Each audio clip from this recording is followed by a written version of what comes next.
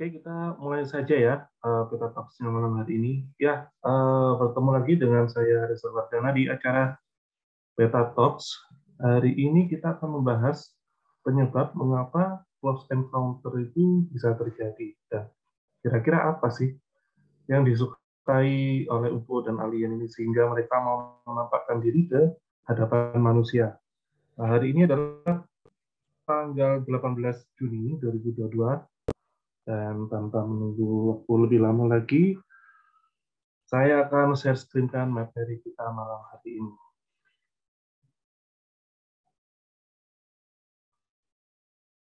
Oke.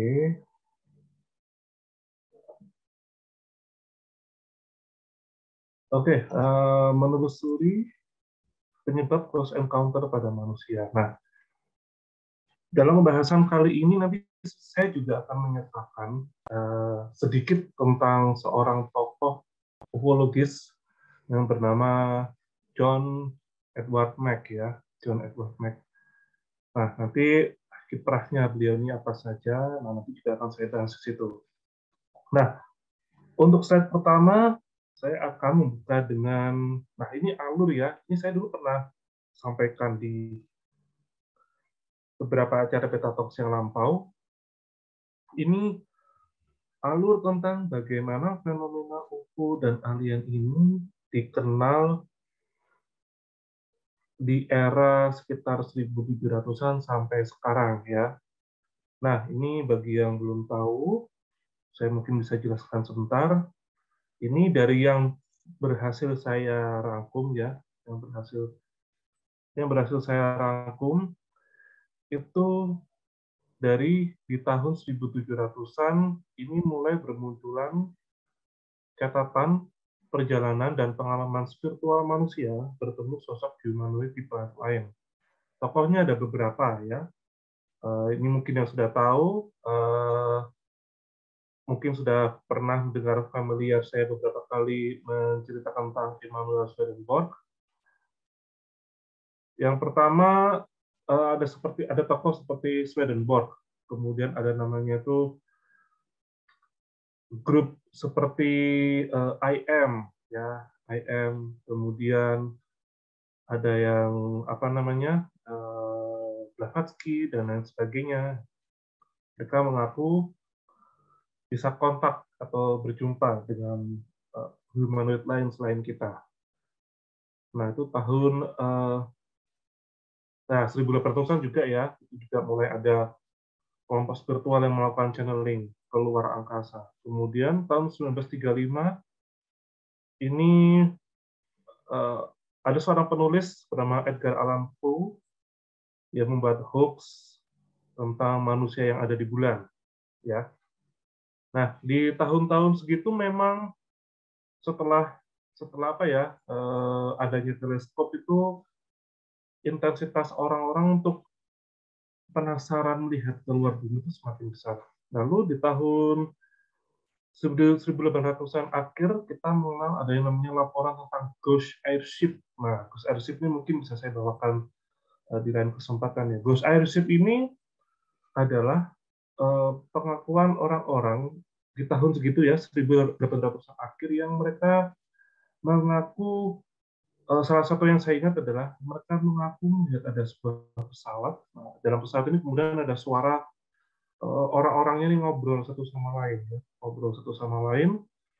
Dan pesawat ini bentuknya aneh, tidak seperti pesawat kuno pada masanya. Kemudian ada tahun 1830-an UFO sebagai inspirasi sastra. Lalu tahun 1919 ada H.P. Lovecraft ya yang pernah bermimpi aneh ya, bertemu dengan semacam ya makhluk-makhluk yang dia percaya sebagai dewa-dewa angkasa ya. Makhluk ini kemudian yang menginspirasi dia untuk membuat makhluk yang bernama Cthulhu. Cthulhu ini terkenal di apa namanya di legenda-legenda sastra ya. Menurut saya adalah tokoh Cthulhu ini dijadikan inspirasi banyak karya sastra. Contohnya misalkan ini di Pirates of Caribbean ya. Kalau teman-teman tahu tokoh yang dia punya muka seperti gurita. Nah, Cthulhu itu sering digambarkan seperti itu.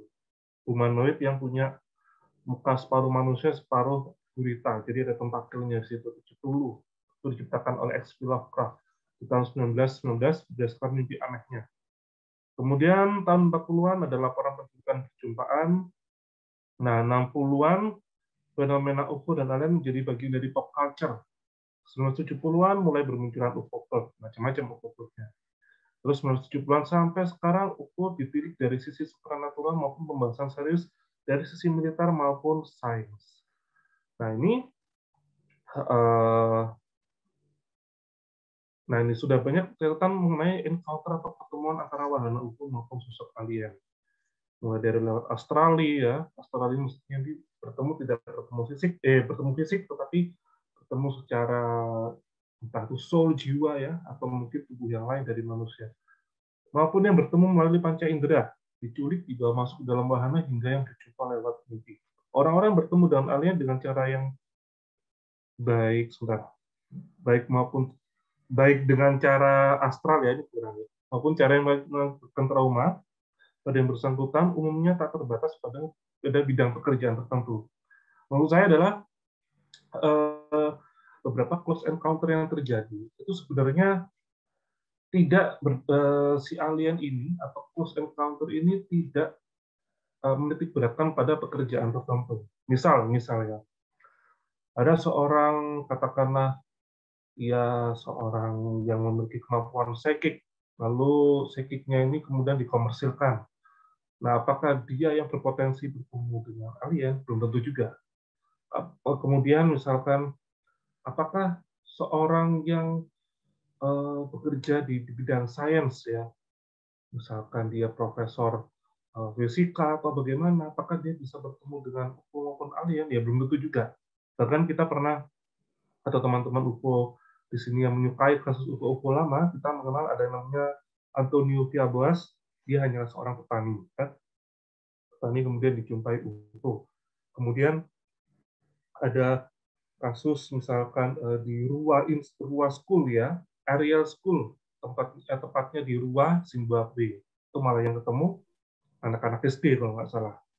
Jadi tidak terlepas pada bidang pekerjaan atau bidang pengalaman tertentu. Ini beberapa contoh close encounter maupun abduction yang pernah terjadi. Nah, ini Linda Cortil Napolitano ya. Apa? Begitu. Oke. Nah, ini Linda Cortil Napolitano. Nah, ini adalah orang yang kisahnya ini cukup kontroversial ya. Kenapa bisa kontroversial? Nanti saya akan jelaskan secara permukaan saja ya. Karena saya akan membahas Linda Cortil ini akan di sesi yang lain pada bulan Juli nanti. Jadi saya akan bahas khusus tentang wanita satu ini ya. Nah, suatu ketika tanggal 30 November tahun 1989 pukul 3 pagi. Nah, pukul 3 pagi ini menurut apa ya? Yang pernah saya baca-baca pukul 3 pagi ini antara pukul 11 sampai 3 pagi. Ini jam rawan orang bertemu dengan UFO maupun encounter dengan alien ya. Nah, Linda Cortel seorang ibu yang sudah menikah dengan 2 anak. Dia menikah dengan seorang laki-laki yang bernama Steve. Dia ini keturunan Roma, keturunan Roma dan keturunan apa gitu ya, saya lupa. Dia memang dilukiskan sebagai seorang perempuan yang sangat menarik di usianya meskipun sudah 40-an. Nah, dia memiliki 2 anak dan seorang suami yang bernama Steve. Nah, suatu malam ya di tanggal segitu, dia ini tiba-tiba dibawa oleh 3 sosok Grace ya, dibawa melalui sinar, dia terbang melayang-layang di apartemennya. Nah, UFO-nya ini memberikan sinar ya sebekas cahaya biru, memancar pada sebuah wahana UFO di luar apartemen Linda ya. UFO-nya ini sendiri bercahaya oranye kemerahan dan besar, yang kemudian bergerak ke arah jembatan Brooklyn ya. Ini kasus ini juga disebut dengan kasus Brooklyn Incident.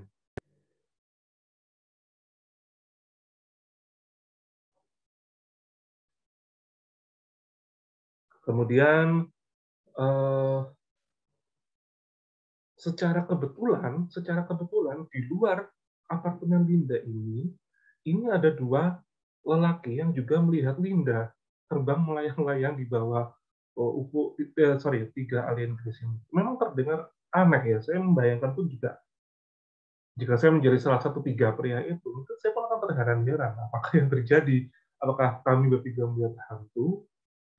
Nah, salah satu tokoh laki-laki yang lihat Linda terbang di bawah alien ini adalah Sekjen PBB Yahya Perez Iguar dengan dua pengawalnya yang bernama Richard dan satunya bernama Dan, ya. Jadi tiga orang laki-laki. Nah, kita lihat lagi. Nah, masa kecil Linda sendiri diceritakan mengalami beberapa kejadian supranatural, ya. Linda ini kerap didatangi makhluk halus hingga kejadian poltergeist, ya. Itu yang sering dialami Linda ketika dia kecil. Pada saat dia diculik oleh tiga alien, dia juga diculik bersama, maaf ini saya akan berubah nanti ya, bersama 4 orang lainnya ya, 1 wanita dan 3 laki-laki. Jadi yang diculik bersama Linda ini ada 5. Linda, seorang perempuan, sama 3-nya adalah wanita, 3 laki-laki. Ya. Dalam pesawat alien, salah satu alien berkata pada Richard dan orang yang bernama Dan bahwa bahwa melalui kemampuan tertentu baik Richard maupun Dan Cortile ini dikatakan memiliki takdir cinta. Jadi alien ini ngomong ke 3 orang ini, kamu sebenarnya itu berjodoh. Misalkan kamu sebenarnya berjodoh. Salah satu di antara kalian ini berjodoh dengan Linda Cortile. Nah, kemudian dalam sebuah obrolannya Linda di tengah di sebuah perkumpulan Linda berkata, kalau misalkan apa yang saya alami ini adalah halusinasi, maka para saksi melihat halusinasi saya. Ini bahkan lebih gila daripada seluruh fenomena penculikan ya. Jadi maksudnya Linda ini adalah, misalkan saya berhalusinasi lah, kok orang-orang bisa lihat halusinasi saya, gitu. Harusnya halusinasi itu kan saya sendiri yang merasakan. Nah, kemudian, seperti yang saya sampaikan tadi, kasus Linda Cortile Napolitano ini akan saya bawakan khusus sendiri nanti di bulan depan ya. Karena kasus ini sangat menarik. Karena barangkali ini bisa menjadi jawaban teman-teman yang mungkin suatu ketika bertemu dengan orang, kemudian Anda berpikir, saya pernah bertemu kamu di sebuah mimpi, dan orang ini lawan jenis gitu ya. Nah, kasus Linda juga sama. Bahkan mimpinya dia ada judulnya, bukan judulnya, mimpinya dia ditulis oleh Bud Hopkins yang dikenal dengan kasus Lady in the Beach. Nanti satu ketika saya akan ceritakan Lady in the Beach. Nah, beralih dari Linda yang kita kenal dengan Cortile ya, kita beralih ke kasus Hideji Amano. Nah, ini adalah orang Jepang yang diabduksi pada tahun 78. Sebagai catatan, saya terus terang sering kesulitan kalau menemukan kasus penculikan orang Jepang karena beritanya jarang ada, tetapi ya tercatat hanya di PDF-PDF tertentu. Nah, Hideji Amano ini kasusnya menegangkan ya. Kenapa saya bilang menegangkan? Karena apa yang dialami dia nanti bisa dibilang kalau tidak salah sampai dihentikan oleh tayangan televisi. Nah, seperti apa kisahnya seperti ini. Saat itu dia 29 tahun, kejadian tanggal 3 Oktober tahun 1978. Dia ini pemilik kedai makanan ringan. Dan dia suka sekali ngobrol dengan saudaranya yang juga di Jepang. Ya. Dia ada di Provinsi Saitama saat itu, Hideji ini ngobrol dengan saudaranya yang ada di sisi yang lain, gitu ya, ngobrol. Kemudian dia juga, kalau nggak salah, dia juga orang radio namanya Radio HAM ya, Radio HAM yang ada di Jepang atau HAM. Nah, karena saat itu pada pukul 9 ya, 9 kurang malam, saat itu sudah malam juga, dan Amano ini membawa anaknya yang bernama Juri, ya, jadi Juri Hideji. Karena dia pikir, aku sudah bawa anak, aku harus pulang ya. dia pamit pada saudaranya, saya harus pulang gini. Terus dia juga pamit pada Radio Ham, maaf saya harus pulang, sudah malam soalnya. Nah, saat itu Juri Hideichi itu berusia 2 tahun. Kemudian sudah pamit itu dia pulang ya, dia pulang naik mobil. Nah, di dalam mobil itu dia merasa melihat ada cahaya terang yang sangat aneh ya. Muncul dengan sendirinya dan memenuhi interior kendaraan. Jadi Anda bisa bayangkan Anda nyetir, anak Anda taruh di sebelah atau mungkin di belakang gitu ya. Terus dari spion di tengah itu Anda merasa ada pancaran cahaya. Nah, terus dia cari apakah ada mobil di belakangku? Kok sampai terang sinarnya seterang ini sampai masuk ke interior mobil. Rupa-rupanya nggak ada mobil. Jadi jalanan di depan tuh gelap sekali. Nah, kemudian dia melihat ke kaca spion lagi, kok cahaya ini masih ada. Nah, saat itu Amano berpikir, ya cahaya ini memang berasal dari dalam mobilku, tapi ini apa? Dia nggak tahu. Nah, ketika dia melihat kembali pada Juri, nah, Juri ini keadaannya itu sangat mengkhawatirkan. Dia jadi linglung, mulutnya kemudian berbusa. Kemudian dia panik, bertanya-tanya pada Juri, apa yang harus aku lakukan? Apa harus aku lakukan? Sedangkan di sisi lain, cahaya orang itu nggak hilang-hilang juga, gitu. Nggak hilang-hilang juga. Malah cahaya ini muncul di perutnya. Dan dia merasa pusing, dan Amano ini kemudian pingsan. Nah, kemudian sekonyong-konyong ketika dia pingsan itu, dia merasa ada sesuatu menekan ke sisi kepalanya. Dan ketika dia menoleh melihat apa yang menekan kepalanya, nah dia kemudian melihat ada makhluk humanoid aneh. Makhluk humanoid ini sebenarnya ada sketsanya ya. Cuman saya pernah menemukan ini di Pinterest. Makhluk ini digambarkan, disketsakan itu memang gelap, gelap sekali apa namanya arsirannya ya. Kepalanya itu oval, seperti sesuatu yang memang lonjong, seperti kapsul, tetapi tidak sepanjang kapsul ya ovalnya. Cuman bayangkan ada kapsul pendek, nah kemudian punya telinga runcing, nah di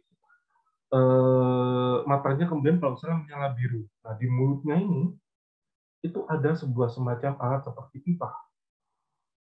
Nah pipa ini diletakkan ke kepala Amano ya, sehingga Amano merasakan denging tapi tanpa suara. Maksud saya adalah tanpa ada suara lain selain nada tinggi itu, selain pitch yang tinggi itu ya. Nah, Amano kemudian berusaha menyalakan mobil namun gagal. Jadi saat itu mobil itu mati. Tubuhnya seperti lumpuh sebagian. Nah, saat ini makhluk ini masih ada. Kemudian dia mulai mendapatkan kesan bahwa dengungan yang berfluktuasi dengan cepat kepala itu memberinya pesan. Tapi dia masih nggak ngerti ini apa gitu. Nah, dengungan ini berlangsung sekitar 5 menit. Setelah itu, entitas aneh ini menarik instrumennya dari mulutnya, yang pertama nempel di kepala Amano, ditarik, kemudian nanti menghilang begitu saja. Mobil kemudian bisa dihidupkan kembali. Nah, Juri kemudian kembali tersadar, dan Juri berkata pada ayahnya, ayah, aku ingin minum, aku sangat haus. Kemudian nggak buang waktu lagi, Juri kemudian Amano kemudian balik lagi ke rumahnya langsung ya. Dia sempat lapor polisi, tapi polisi tidak terlalu menggubris. Dia bingung, ya, sakit pusingnya makin berkepanjangan, dan selama sakit kepala itu dia salah mendapatkan pesan-pesan misterius. Ya. Nah, ada stasiun televisi yang memiliki program namanya 11 PM. Nggak disebutkan stasiun TV apa, tapi programnya namanya itu 11 PM. Ya, 11 PM ini memang kerap kayak apa ya? Mungkin kalau di acara kita itu seperti masih dunia lain, tapi tidak uji nyali ya, tapi kayak ditayangkan di sebuah studio gitu. Nah, 11 PM ini kemudian tertarik untuk menghubungi Amano. Coba dong kamu cerita ke kami gitu. Nah, mereka berharap tambahan lagi ya. 11 PM ini juga menghadirkan dokter ahli hipnosis bernama Akio Morihe ya.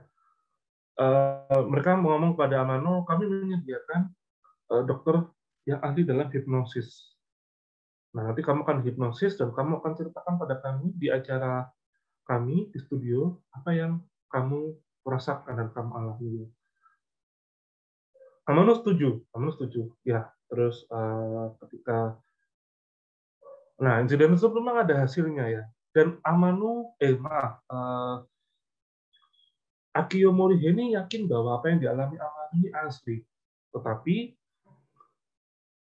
saat Amanu menceritakan ulang apa yang dialami, cerita yang dia sampaikan ini menurut produser televisi ya saat itu berpotensi untuk membuat keguncangan yang hebat di orang-orang yang eh, di orang-orang yang menonton. 11 PM ini nama acaranya ya, 11 PM ini nama acaranya. Nah, pesannya apa sih yang disampaikan Amano sampai dia harus dihentikan omongannya oleh stasiun TV ini atau tidak diliput oleh stasiun TV ini? Pesannya itu adalah antara lain sebagai berikut.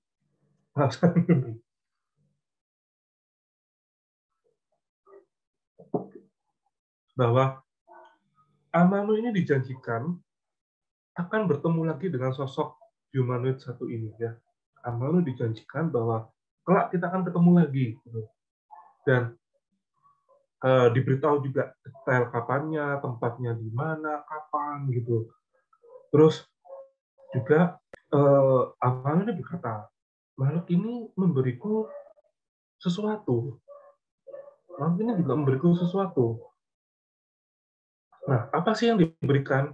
Amano mengaku bahwa dia diberi rosary. Rosary ini, kalau saya tidak salah di mana adalah rosario. Saya diberikan oleh Falk ini sebuah rosario. Nah, rosario ini memang beneran ada kata si Amano itu ya. Nah, cuman mungkin saya sendiri kurang tahu apakah rosario pada umumnya ini punya lonceng ya, tetapi ada informasi yang mengatakan bahwa Amano cukup membunyikan lonceng pada rosario ini. Mungkin rosario di Jepang agak berbeda mungkin. Itu nanti makhluk ini keluar gitu, pasti dia akan datang. Mengapa terkesan ditutup oleh stasiun televisi? Pertama adalah makhluk ini menginstruksikan pada Amano pada ada pertemuan berikutnya, waktu dan tanggal yang diduga tidak disiarkan. Ya. Namun sebuah pesan kepada pemirsa meyakinkan bahwa jika pertemuan seperti itu akan terjadi dan orang-orang di Jepang tuh udah antusias, siap. Kebetulan terus yang berikutnya adalah kebetulan sejauh yang diketahui oleh sebagian besar peneliti, pertemuan kedua, encounter kedua ini, janji alien ini biasanya itu nggak terjadi. Dan tentu saja para ahli di luar sana, atau kalau kita menghadapi kasus encounter itu juga nggak mungkin juga UFO-nya akan muncul di televisi gitu. Dan inilah kemudian eksekutif produsernya kemudian merubah ya atau mengubah isi konten dalam tayangan 11 PM tadi. Terus yang kedua, Morihei ini seperti menekan Amano ya. Terus terutama untuk soal apa sih yang diberikan si alien itu didesak terus sama si Morihei. Morihei ini ahli hipnosis yang tadi. Nah itu Amano ngomong, aku diberi rosario. Nah terus saat dia keluar dari regensi, dia mengklaim bahwa item ya rosario yang dibawa itu sebenarnya sebuah gelang. Nah, penonton yang mengetahui bahwa gelang ini akan memungkinkan Amano untuk menghubungi makhluk ini jika dia ingin membunyikannya. Terus Amano juga percaya bahwa sesuatu sekarang ada di dalam pikirannya. Jadi sesuatu masih ada di pikirannya, masih ada di kepalanya. Sehingga makhluk-makhluk itu dapat tetap berhubungan dengan dia.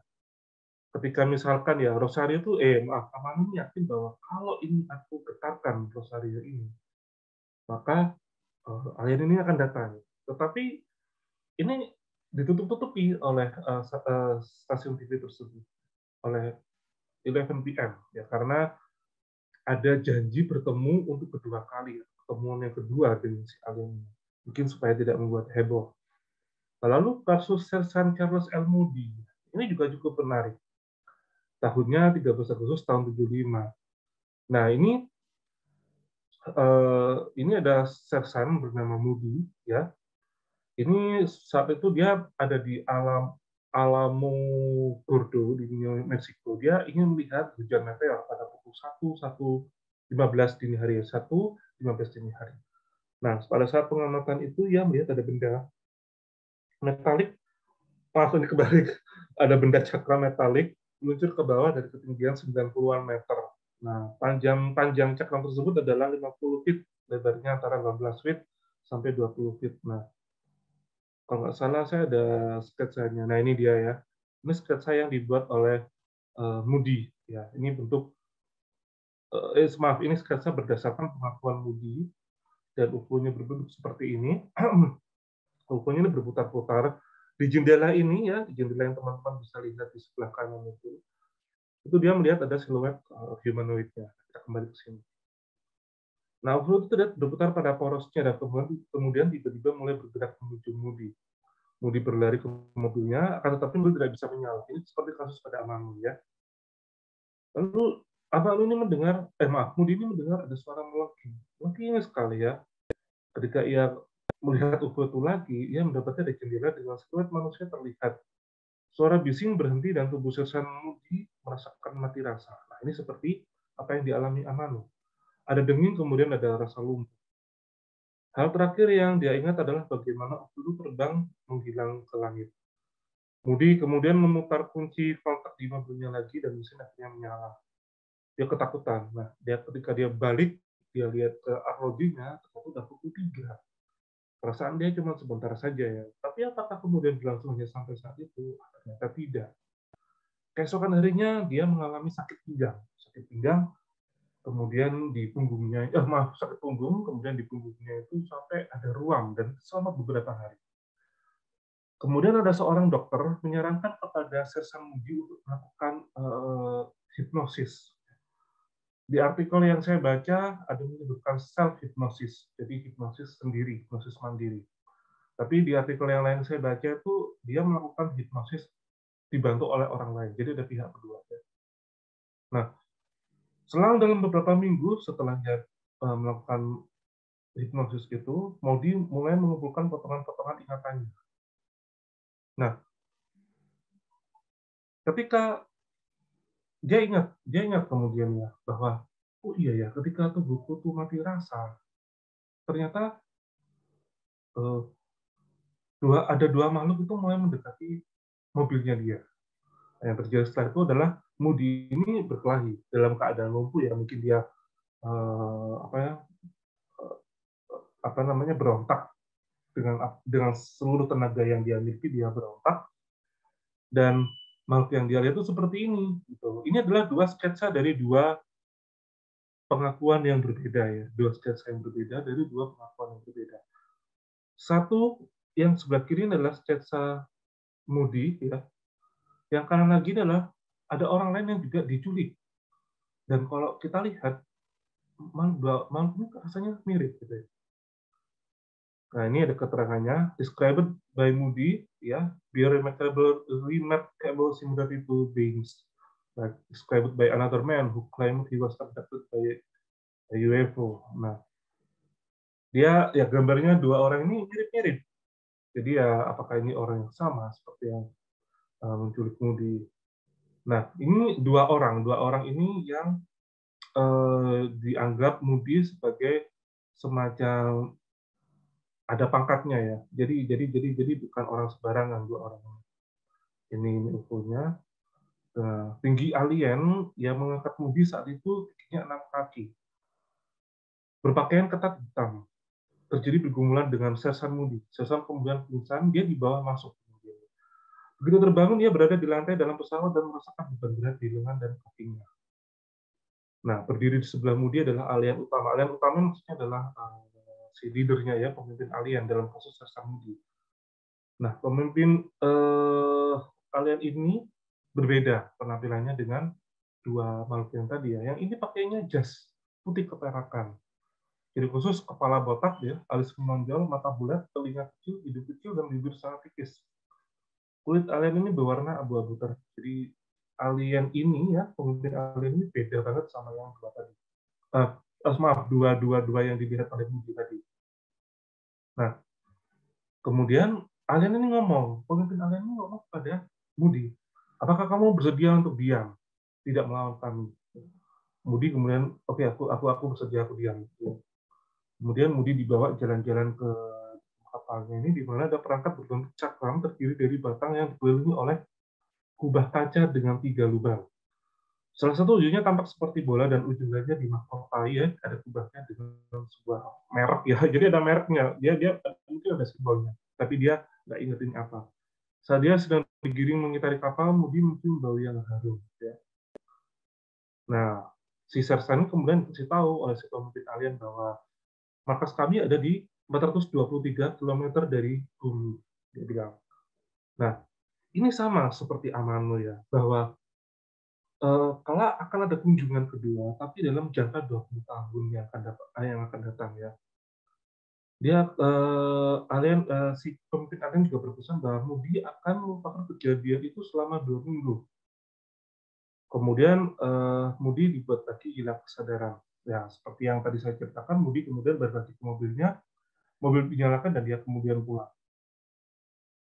Tapi ada seorang investigator bernama Jim Lorenzen ini mengatakan ceritanya Moody ini kontradiktif juga gitu, karena awalnya dia ngomong 400 km dari bumi, terus di lain cerita dia ngomong jaraknya ternyata 9.656 km. Terus juga di ceritanya Moody ini, asisten pemimpin kelompok itu, nah maksudnya membawa Moody pertama kali ke dalam kapal, itu kuat, tapi pada suatu masa alien mereka lemah juga, gitu. Karena tidak melakukan tindakan apapun di dalam kapal. Jadi ketika si Moody ini dikalahkan dia oleh si 2 alien yang bertemu dengan dia ini Moody ini kalah, 2 alien yang menang. Ketika dibawa masuk ternyata ya nggak ada sifat agresif yang lain, gitu. Nah, sekarang kalau misalkan alien ini berjanji bahwa 20 tahun lagi mereka akan datang, kira-kira 20 tahun lagi itu kan berarti tahun 1995 atau mungkin 1990-an. Kira-kira apa yang terjadi 20 tahun kemudian setelah kasus itu? Oke. Nah, ini ada beberapa penampakan UFO yang sedikit heboh di tahun 20 tahunan setelah itu, ya.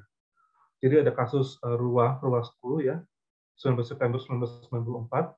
Ini yang tempo lalu saya ceritakan, aliennya ini mendarat di sekolah Ariel School, ya, di daerah Ruwa, Zimbabwe, mendarat di sekolah orang-orang kaya, yang mana di dalam sekolah ini ada murid-murid dengan ras yang berbeda-beda.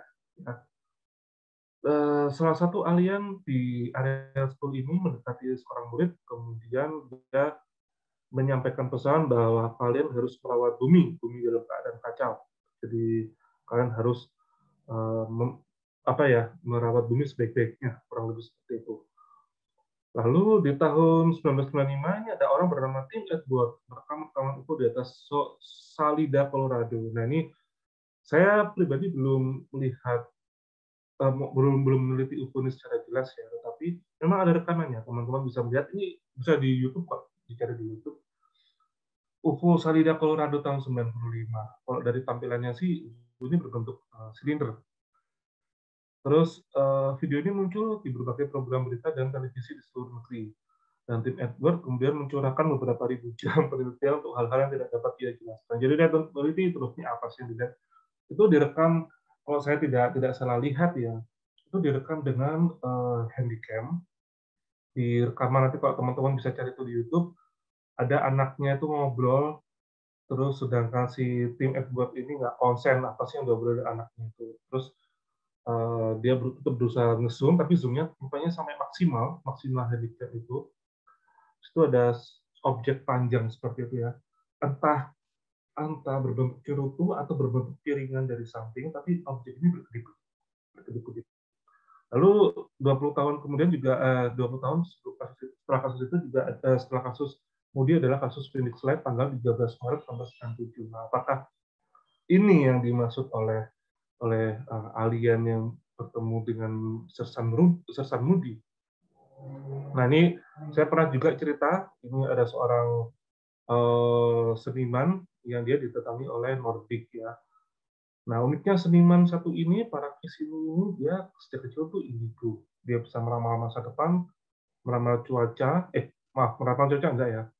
Dan ayahnya itu juga mengaku bahwa anakku ini katanya mengaku ke aku kalau didatangi sosok peri gitu katanya. Nah, ini para visi ini mungkin satu dari sekian sekian sedikit alien yang berjanji kemudian ditepati ya. Nah, jadi para visi ini bertemu dengan humanoid-nya dulu. Humanoid Nordik ya, bertemu alien Nordik ketika dia berjalan menuju rumahnya sore hari. Nah, alien Nordik ini berkata pada para visi ini, kamu jangan takut, jangan khawatir. Nanti kita akan ketemu lagi. Nah, ketika para visi ini lihat ke atas ya, dia melihat ada UFO gede itu mengambang di langit. Ternyata UFO ini berjanji betul, janjinya ditepati ya, bahwa beberapa masa kemudian para visi ini pernah didatangi oleh si Nordik ini. Dia diajak jalan-jalan ke Jepang, Prancis, Chile, kemudian dikembalikan ke tempat yang sama ya. Nah, ini menarik juga nih. Ini seorang Barbara Lamb ya. Barbara Lamb ini adalah orang yang pernah mengusahakan untuk mencatat dan menggambarkan sosok-sosok yang pernah menculik orang-orang. Ya, jadi dia mengumpulkan abduksi, lalu abduksi ini dihipnosis, kemudian sosok ini kemudian digambarkan ke dalam para abduksi yang diwawancara ini kemudian menggambarkan makhluk-makhluk seperti apa yang mereka lihat ya. Nah, rupanya Barbara Lamb ini juga memiliki bakat psychic. Jadi dia seorang psikoterapis dan konselor keluarga dari Claremont, California ya. Dia menaruh minat besar pada crop circle.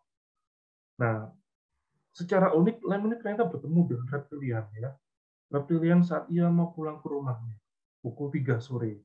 Nah, reptilian ini tidak membuat Barbara Lamb takut, seperti halnya kalau misalkan seorang wanita melihat ular gitu ya, atau seorang wanita melihat makhluk yang aneh mungkin akan takut. Tapi reptilian ini memancarkan rasa menyenangkan ya, seolah-olah reptilian ini ramah. Reptilian kemudian berkata kepada Barbara Lamb, dia berkata, oh sebentar, oh ada satu slide yang mungkin tertukar ya. Reptilian ini berkata pada Barbara Lamb seperti ini, baguslah Barbara Lamb gitu, baguslah Lamb, kamu bisa melihatku. Aku hanya ingin mengatakan padamu bahwa kami ini nyata dan uh, kami akan menghampiri orang-orang yang seperti kamu juga di tempat-tempat yang lain. Nah, itu kata reptiliannya. Apa menurut pengakuan Barbara Lamb. Nah, lalu kira-kira dari beberapa kasus abduction ini ya, terutama pada kasus yang di awal saya ceritakan, yang saya janjikan akan saya ceritakan lagi, kasus Linda Cortile Napolitano ini, kira-kira apa yang bisa saya simpulkan? Yang saya simpulkan adalah, bentar,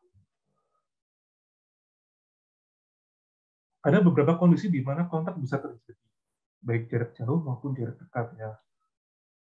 Saya membagi ini dalam 4 ya. Mungkin nanti teman-teman ada pemikiran lain, nah itu bisa kita tuangkan dalam diskusi. Oke.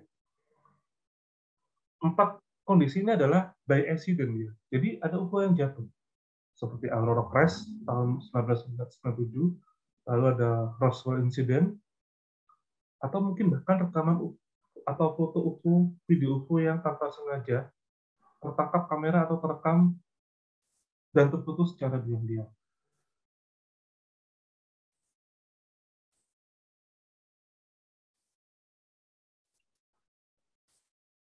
Kemudian ada yang juga tuh UFO-nya berusaha show up ya. Dia menunjukkan langsung ke dalam ke kerumunan manusia ya. Misalkan gerombolan UFO yang tampak pada kapal Nimitz ya, kapal Angkatan Laut Amerika Serikat Nimitz. Lalu UFO yang nampak pada armada militer US dan semacamnya. Ada juga penampakan UFO yang muncul di kalau nggak salah itu markas militer ya. Nah itu kemudian dia mematikan uh, tenaga nuklir atau apa gitu di markas tersebut. Jadi UFO ini show up. Kemudian yang ketiga itu aware of human presence. Jadi UFO ini notice bahwa dia itu dilihat. Nah, ketika dia notice dilihat, dia kemudian ngejar orang yang melihat ya, ngejar orang yang melihat. Contohnya seperti tunjukkan Betty Barney, kemudian kasus Sersan Moody ya. Kalau di Betty Barney, Betty ini kan melihat bintang, kemudian dia meneropong. Ketika diteropong, loh kok itu bukan bintang, itu ternyata UFO dengan beberapa humanoid di dalamnya. Nah, kemudian UFO ini tahu mengejar pasangan Betty dan Barney. Itu sama halnya dengan kasus Sersan Moody tadi. Ketika ketika apa namanya Sersan Moody melihat hujan meteor yang jatuh ya, dia merasa kok ada UFO yang turun juga gitu. UFO ini kemudian notice, kemudian dia berusaha mengejar Sersan Moody. Lalu UFO ini datang by agenda ya, misalkan abduction atau mungkin close encounter yang dilakukan secara sengaja. Nah ini 4 kondisi bagaimana penampakan UFO atau kontak UFO dengan manusia. Lalu kalau abduction itu atau pertemuan si alien ini bagaimana bisa terjadi? Nah, mengapa UFO maupun alien tertarik pada manusia? Ini juga dari yang saya baca dan juga dari pengalaman teman-teman yang saya tanyai. Kalau misalkan saya bertemu dengan orang yang mengaku melihat alien, kemudian saya bisa wawancara dia, nah saya masukkan ke dalam kategori-kategori ini ya. Mengapa UFO maupun alien tertarik pada manusia? Yang pertama itu orang ini punya extraordinary experience ya. Ketika kecil mengalami hal-hal yang misterius seperti poltergeist, clairvoyance dan lain sebagainya.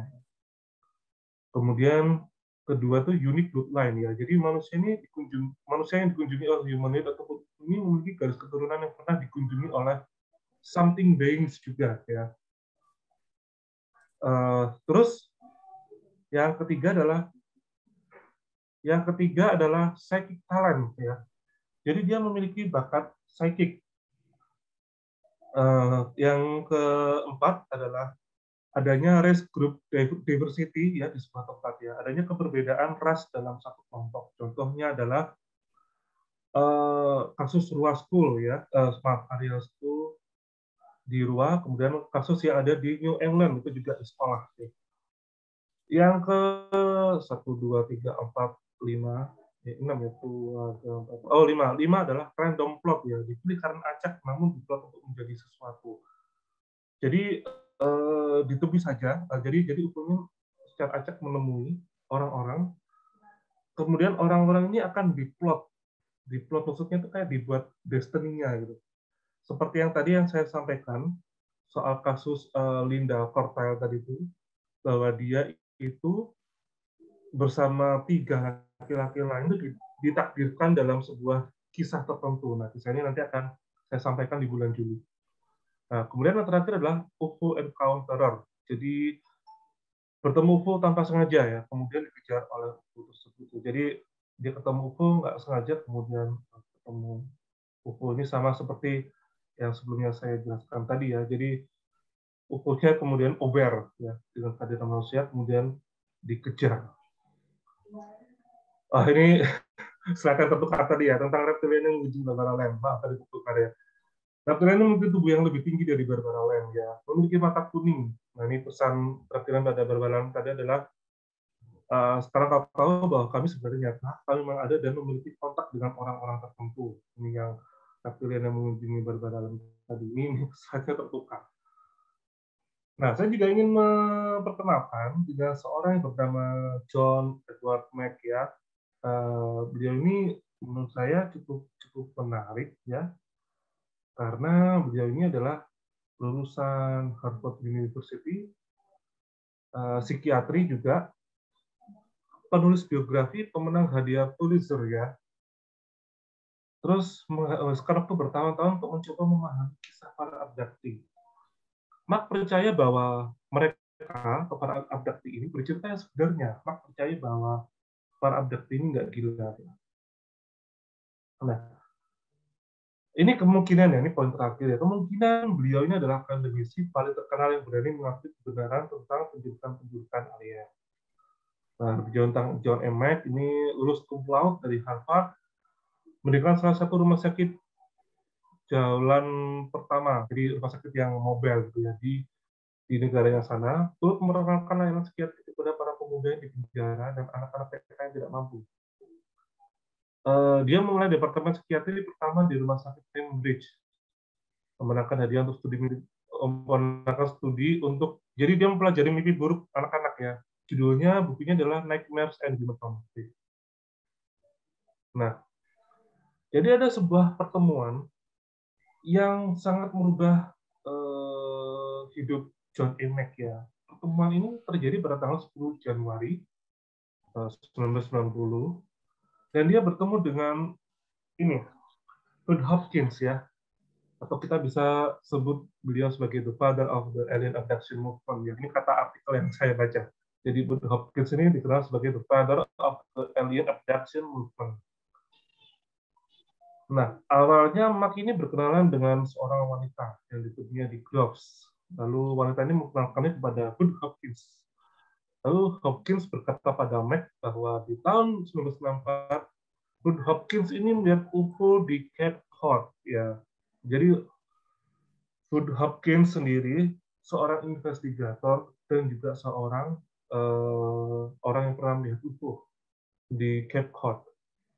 Nah, Hopkins itu pertama kali interest itu karena dia menyelidiki kasus tetangganya yang trauma ya, sangat terguncang karena telah melaporkan melihat sebuah pesawat luar angkasa dengan 9 atau 10 makhluk kecil mendarat di sebuah taman dekat Fort Lee, New Jersey. Nah, mungkin teman-teman ada yang pernah mendengar legenda tentang Jersey ya. Jadi Jersey ini adalah sebuah mungkin kota atau negara bagian ya, yang ada rumor mengenai Jersey Devil ya, Jersey Devil. Kemudian supaya itu menghilangkan rumor tersebut ditambahlah kata new ya, sebagaimana kalau kita tahu orang-orang Amerika sana kalau bikin kota atau daerah selalu ditambah new ya, New England, New Hampshire. Nah, terus Hopkins menulis cerita peristiwa tersebut dengan untuk sebuah majalah bernama The Village Voice yang kemudian diambil oleh Cosmopolitan. Ya. Hopkins karena kiprahnya itu Hopkins segera dikerumuni oleh orang-orang yang diculik ya, yang merasa abduksi, dia kemudian lari ke Hopkins cerita. Dan dia juga orang-orang kemudian berarti dicinta di bawah hipnosis ya, jadi di hipnosis dulu. Dan dia dikenal sebagai the father of alien abduction movement karena bukunya berjudul Missing Time tahun 1981. Kemudian ada sequelnya bukunya tahun 87, Intruder, The Incredible Visitation at Cavity Woods. Nah, ini saya beruntung sekali pernah diberi bukunya oleh Mas Bimo Michael. Thank you banget, Mas Bimo. Saya diberi yang judulnya Intruders, The Incredible Visitation at Cavity Woods. Nah, ini quotes yang menarik ya, quotes yang menarik dari seorang Hopkins pada mereka pikir sebagian besar dari orang-orang ini para adaptif benar-benar waras dengan pengalamannya. Nah, kemudian Mac ini mengikuti jejak Hopkins ya. Dia mengumpulkan tim yang mana orang-orang ini juga kredibel. Maksud saya adalah secara kesayansan dia, secara ilmu dia ada ya. Contohnya seperti David Pritchard, kemudian David M. Jacobs, macam-macam ya. Dia berkolaborasi dengan orang-orang seperti ini. Membuat konferensi penculikan alien tahun 1992. Ini menarik ini. Mungkin suatu ketika kita bisa membuat konferensi seperti ini. Nah, kemudian poin ketiga, Mac mempresentasikan temuannya seperti yang dilakukan Hopkins dan David M. Jacobs, seorang profesor sejarah di Temple University yang mengajar satu-satunya kursus perguruan tinggi yang terakreditasi penuh untuk bidang perubahan. Kemudian David M. Jacobs ini membuat buku yang berjudul Secret Life. Kemudian ada orang bernama C.B.B. Bryan menulis buku terakhir Splendid Fire. Nah, jadi orang-orang inilah yang kemudian membuat Mac itu membuat karya-karya atau melakukan studi terhadap UFO, terutama abduction. Nah, Ini unik. Ini mungkin cara ini bisa kita gunakan ya di saat kita ingin mempertanyakan keabsahan, keaslian dari saksi mata ini ya. Nah, nanti saya akan jelaskan setelah slide ini. Tapi saya jelaskan dulu slide ini. Para peserta konferensi memperdebatkan validitas jajak pendapat yang dilakukan oleh Robert Organization dan UFO Advokat Robert Binglow. Dia mencari tahu pertama kalinya mengukur validitas kasus penculikan alien di Amerika. Nah, ternyata mengaku itu hanya sedikit ya. Kemudian lembaga survei bertanya kepada 5.147 responden, apakah mereka pernah mengalami 5 gejala penculikan. Nah, nanti akan saya jelaskan di slide berikutnya. Hopkins kemudian melaporkan bahwa ada 560.000 orang dewasa Amerika mungkin menjadi korban penculikan. Nah, ini adalah 5 pertanyaan plus 1 yang saat itu ditanyakan saat survei tersebut. Nah, pertama, bukan 5 pertanyaan ya, 5 gejala ya. Pertama, bangun lumpuh dengan perasaan kehadiran atau orang aneh di ruangan itu. Yang kedua, dia merasa waktunya hilang. Yang ketiga, dia merasa sensasi terbang ya. Keempat, melihat bola cahaya di dalam ruangan. Kelima, ada bekas luka yang membingungkan. Nah, ini ada pertanyaan jebakan. Ini menarik. Jadi, survei ini memberi pertanyaan jebakan, pertanyaan rahasia. Apakah Anda tahu Trodan? Jadi, si interviewnya ini menerangkan bertanya kepada si calon orang yang mengaku abducting, tahu Trodan nggak? Gitu. Nah, kalau dia ngomong, iya saya tahu Trodan gitu ya, maka pasti dia bakal dieliminasi. Jadi walaupun dia mengaku poin 1-5, tapi kalau dia bilang ya saya tahu Trodan gitu ya, maka dia akan dieliminasi. Jadi Trodan ini mungkin adalah kata kunci yang sebenarnya nggak ada artinya mungkin ya. Ya mungkin misalkan saya bertemu dengan saksi mata yang pernah diculik alien, saya mungkin akan membuat pertanyaan jebakan. Anda merasa nggak bertemu dengan sosok berwarna biru? Nah, itu mungkin saya membuat pertanyaan jebakan. Jika saya bilang iya, maka mungkin ini akan memupus semua 5 poin yang pernah ia sampaikan. Karena tadi pertanyaan jebakan. Kalau dia bilang iya, maka ya sudah gugur lah. Ini menarik, metode yang menarik dengan pertanyaan jebakan. Nah, pendapat Mac soal ini ya, soal para abductee itu ya, atau soal fenomena UFO dan alien ya. Makhluk tidak harus datang dari luar angkasa, kemungkinan dari alam semesta paralel. Kemudian yang kedua adalah bahwa fenomena penculikan dalam beberapa cara penculikan menghasilkan penciptaan hibrida alien. Jadi dia percaya adanya tentang hybrid ya. Kemudian yang ketiga, alien membawa peringatan tentang bahaya bagi planet ini. Hampir semua korban penculikan muncul dengan semacam komitmen untuk mengubah hubungan mereka dengan bumi.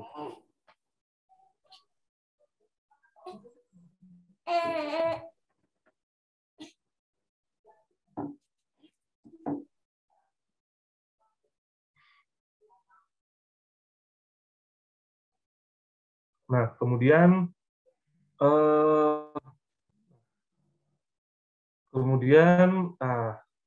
sayangnya ya, Mac ini kemudian dia harus meninggal karena dia ditabrak oleh pengemudi mabuk saat itu. Jadi dia ditabrak, kemudian dia meninggal ya berakhirlah nyawanya dan penelitiannya tidak bisa lanjut lagi.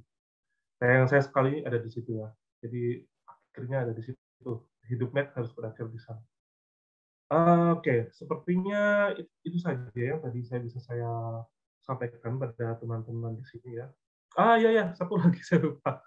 Dalam kiprahnya dia sebagai ufologis, dia juga pernah ditipu ya. Ditipu atau ada pada posisi yang patut dipertanyakan. Kamu benar nggak sih wawancara sama orang ini? Gitu. Nah, ada seorang penulis ya berusia 37 tahun mengaku pada Mac ya bahwa dia dibawa ke ruang angkasa bersama Nikita Khrushchev dan Presiden John F. Kennedy selama krisis rudal Kuba ya. Kemudian ada seorang pemimpin UFO dia bernama Donna Bassett mengatakan bahwa atau menjuluki Mac dengan sebutan pria dari luar angkasa. Mungkin tidak tertipu ya, tetapi ada hal-hal yang dalam kasusnya Mac itu pengakuan orang-orang yang berbicara pada Mac ini harus divalidasi lebih lanjut. Yaitu ini dua hal yang apa ya, pernah menyandung Mac ya. Oh, ada satu lagi kalau salah. Nah, ini protes dari editor The New England Journal of Medicine. Jadi editor ini tuh keberatan dengan apa yang Mac lakukan ya. Karena pertama dia tuh membawa nama baik Harvard. Kemudian dia diyakini sebagai bukan diyakini ya, dia memang lulusan psikiatri.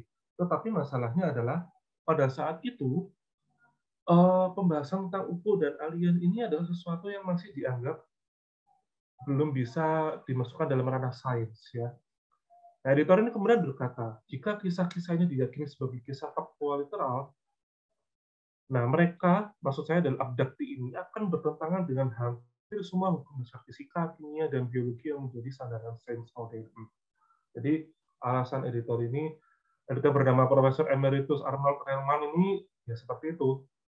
Jadi mungkin karena dia seorang saintis sejati ya, seorang saintis murni yang tidak memiliki ketertarikan pada fenomena UFO dan alien, melihat kiprah Edward Mac ini seperti ini ya, dia mungkin merasa Mac ini harusnya lebih bijak gitu. Lagi dia bawa nama Harvard. Nah, ini saja yang bisa saya sampaikan ya. Silakan kita bisa diskusikan bersama-sama. Saya baca dulu di chat-chatnya. Ada Mas Andi bertanya, kategori close encounter, adakah ukuran jaraknya? Ada berapa kategori encounter yang ada? Kalau saya sih, atau mungkin banyak teman-teman menggunakan yang digunakan patokannya adalah patokannya Bapak Alan Hynek ya, close encounter. Terus 11 PM, apa yang dimaksud fenomena 11-11? Oh, ini Mas Dino, ini sebenarnya adalah ya nama acaranya 11 PM gitu. Nama acaranya 11 PM. Tapi mungkin kayaknya nggak ada ini ya kaitannya. Jadi yang bisa lihat alien ini punya kemampuan saja. Sebenarnya tidak sih Mas. Nur itu tadi di apa ya di beberapa kesimpulan yang saya buat tadi. Tentu saja kesimpulannya bisa dikoreksi ya sebanyak-banyaknya. Mana tadi ya? Mana ya?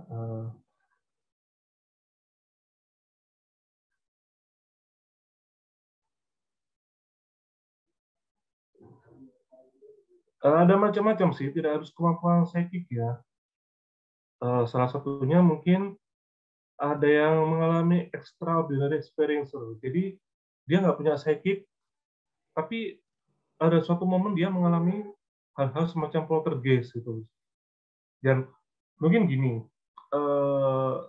ada orang nggak sengaja melihat ada benda yang bergerak dengan sendirinya. Dan benda ini bukan bergerak bukan karena gempa atau apa gitu, tapi dia kebetulan saat itu kena gitu. Maksudnya apa ya punya pengalaman semacam itu. Nah, kalau clairvoyance termasuk sedikit sih. Terus unique bloodline ini ya juga dia punya keturunan tertentu. Nah, dia punya bakat saya. Ini mestinya clairvoyance ini saya masukkan ke psychic talent ya. Memiliki bakat psychic.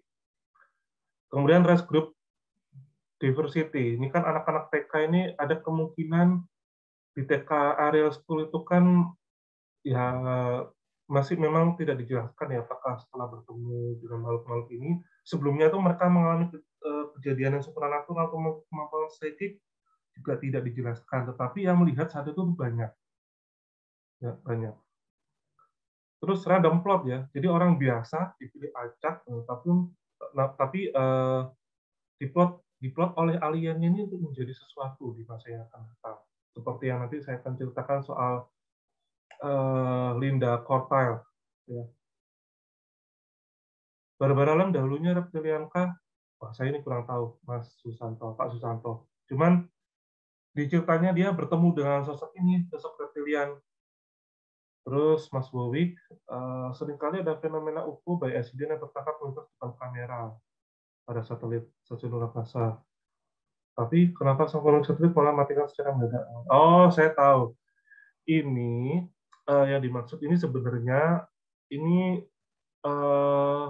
sebenarnya jadi ada rekaman video yang memperlihatkan ada astronot melakukan spacewalk ya spacewalk. Nah ketika saat ia melakukan spacewalk itu di bawahnya itu mengambang sebuah sebuah benda ya di bawahnya itu mengambang sebuah benda. Nah dia maaf kemudian lab itu berhenti dan asumsi liar berkeliaran dan apa bahwa yang di bawah itu UFO gitu. Tapi bukan itu ya memang perangkatnya untuk spacewalk seperti itu. Tapi saya kurang tahu yang lainnya. Tapi yang saya tahu ini ada kasus semacam ini. Mas Reza, tadi pertanyaan Trodan ada di buku Mekah.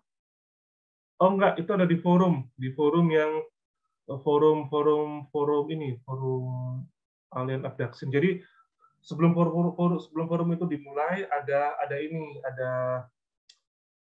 ada jejak pendapat, ada survei dulu. Nah, salah satunya adalah kalimat Trodan. Jadi kata ini ada kata pancingan. Sebenarnya nggak harus Trodan gitu. Mungkin do you know about misalkan Neptunus gitu misalkan.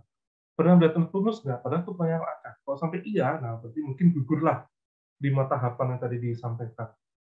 Seperti itu. Nah, terima kasih. Mungkin ada yang bertanya langsung. Silakan.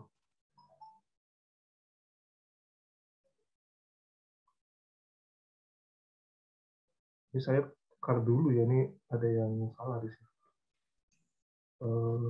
Silakan. Saya mau tanya yang Trodan itu gimana? Saya tadi kok kurang jelas. Oh, gini Mas Nur. Jadi saya melihat presentasinya. Oh iya ya. Bentar, tadi mana ya? Jadi ini cuma kata jebakan aja Mas Nur. Jadi Trodan ini cuma kata absurd, kata yang dipilih. Jadi misalkan ya, saya dan Mas Nur satu tim, kita mewawancarai 10 orang Mas Nur gitu. Tapi kita harus punya coba satu pertanyaan jebakan. Kita coba kata pilih apa ya? Kita pilih apa ya? Misalkan kita pilih kalimat apakah Anda pernah bertemu dengan makhluk berjari 5 gitu misalkan. Dalam perjumpaan Anda gitu misalkan atau makin absurd ya, apakah dalam perjumpaan itu alien ini berkata bingo gitu misalkan, bingo gitu. Kalau misalkan mereka menjawab oh iya gitu ya, nah itu kan masuk ke jebakan kita gitu. Wah ini kayaknya nggak valid gitu karena si saksi ini berusaha kalau dia nggak jujur, dia akan berusaha untuk meyakinkan. Kalau dia nggak jujur, dia akan berusaha untuk meyakinkan. Karena ditanya seperti itu, nah dia pikir pertanyaan yang wajar. Oh bingo gitu. Oh ya, saya mendengar kalian tuh berkata bingo. Nah, wah ini sudah perlu ada catatan. Kenapa kok seperti ini? Mencurigakan ya, gitu ya. Iya, jadi kita mungkin sebagai interviewer, nah sepakati dulu kita pakai apa ya, kata apa ya. Misalkan kita menggunakan kata misalkan apa ya, misalkan hore gitu misalkan. Apakah alien yang Anda jumpai berkata hore gitu? Kalau iya ya itu mencurigakan gitu. Wah, ini kena jebakan. Itu. Iya, iya. Ya. Silakan, mungkin ada yang ingin didiskusikan lagi. Ya. Halo, Mas Reza. Ya, Mas Nur. Ya. Itu selain yang kata Trodan, ada bahasa lain nggak yang Mas Reza pernah dapat ya, selain Trodan ya? Ya. Saya waktu itu hanya mendapat yang satu ini, Mas Kim. Jadi kalimat jebakan ya. Jadi Trodan ini bukan sesuatu yang kita semua harus pikir. Tetapi ini adalah jebakan yang digunakan untuk misalkan orang ini memang bersaksi tulus, maka kalau misalkan dia nggak pernah dengar kata Trodan itu, ya udah nggak dengar gitu. Tapi kalau misalkan dia harus berusaha meyakinkan, maka oh ya saya lihat saya pernah dengar kata Trodan itu semasa kecil saya gitu misalnya. Jadi ini kata random yang dipilih saat jejak pendapat itu Mas. Selain itu Trodan saya nggak pernah dengar sih Mas. Oh, berarti kata random ya Mas ya? Oh, random aja. Tapi random yang mungkin sekiranya ada sangkut pautnya dengan apa ya? alien-alienan gitu misalnya. Iya. Nggak, setahu saya kalau di buku John Mack kayaknya nggak disebut ya. Tapi itu bukan dari buku ya Mas Reza ya? Oh bukan Mas, bukan. Ini dari artikel lain gitu. Oh iya, oke Ya. Mas Reza. Ya.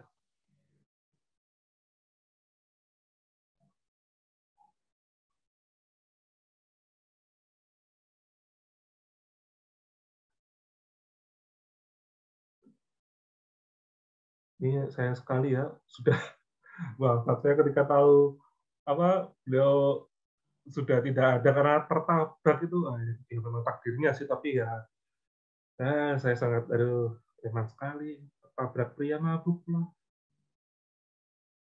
sangat sangat disayangkan. Dan meskipun beliau ini cum laude, tapi ya apa yang beliau lakukan juga mendapatkan ini ya gunjingan dari teman-temannya seperti tadi itu.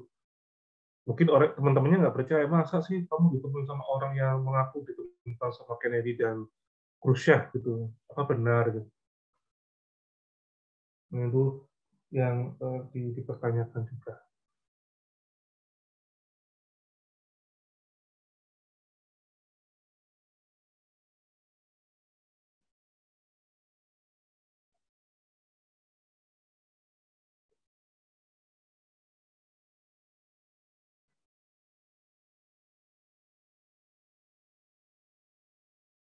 Ini Barbara Lamb itu pernah ditulis oleh Mbak Hani ya dalam jurnal Mbak Hani Handayani, mungkin ada di sini ya. Saya melihat menarik sekali gitu apa yang dilakukan Barbara Lamb. Ya selain menghipnosis juga dia punya tim yang bisa menggambarkan ya, atau mungkin saksi matanya disuruh menggambarkan makhluk-makhluk yang dilihat Barbara Lamb. Makhluknya aneh-aneh sekali itu bentuknya. Ada yang satu sama halnya itu mirip, ada yang satu sama lainnya itu berbeda sama sekali. Oh, ini yang bertanya ya. Mac di masa hidupnya banyak dia tidak dianggap tidak akademis. Iya. Jadi karena yang tadi Mbak Wedo membawa nama baik alumni mungkin ya. Masa Anda alumni Harvard psikiatri menyelidiki ini ya, bagi yang tidak menyukai atau belum percaya pada fenomena bukan alien ya tantangannya itu memang digunjing oleh teman-teman akademis yang lainnya.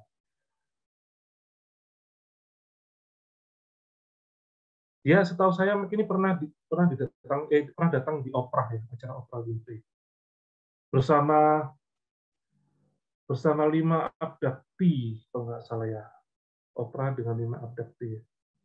Dengan 5 abdakti itu dia bersama 5 abdakti berarti 6 orang datang ke acara Oprah Winfrey.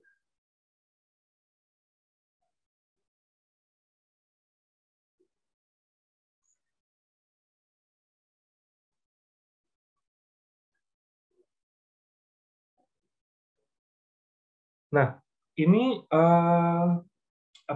terakhir itu saya bertemu dengan seorang yang mengaku melihat UFO. Nah, ini saya bisa ceritakan di sini, tapi mungkin namanya nggak saya sebut karena sebentar. Karena saya belum izin, singkat kata karena saya belum izin ya.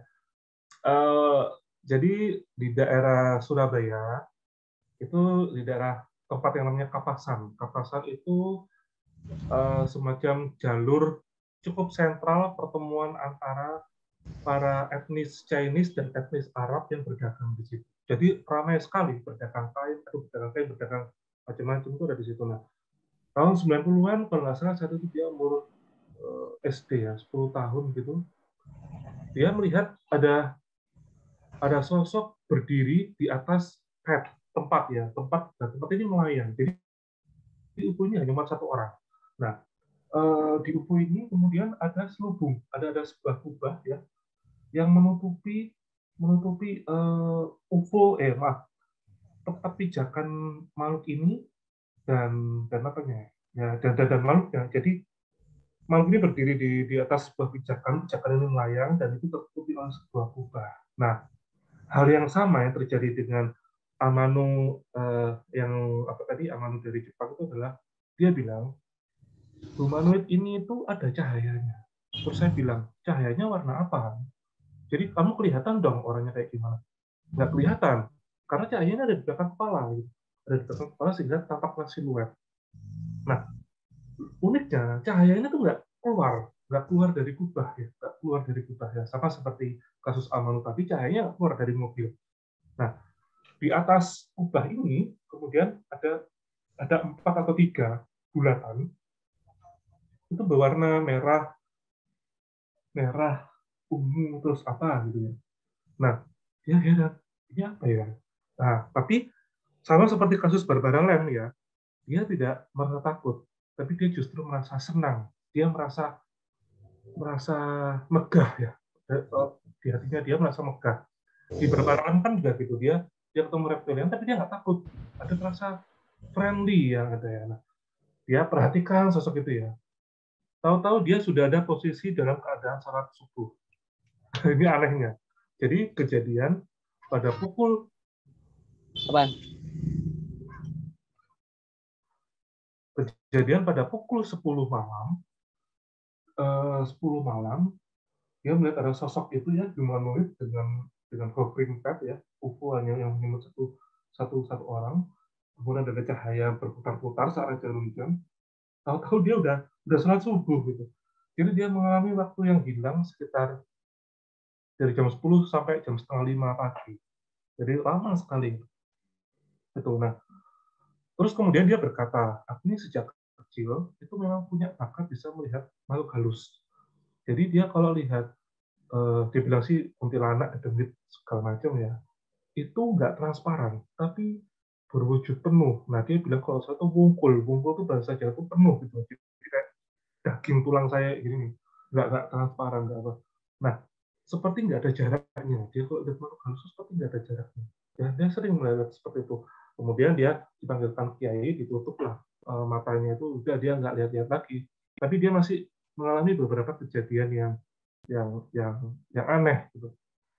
Dan dia sangat tertarik dengan ini, dengan angkasa luar. Dan sangat tertarik dengan angkasa luar. Orangnya masih ada sekitar 35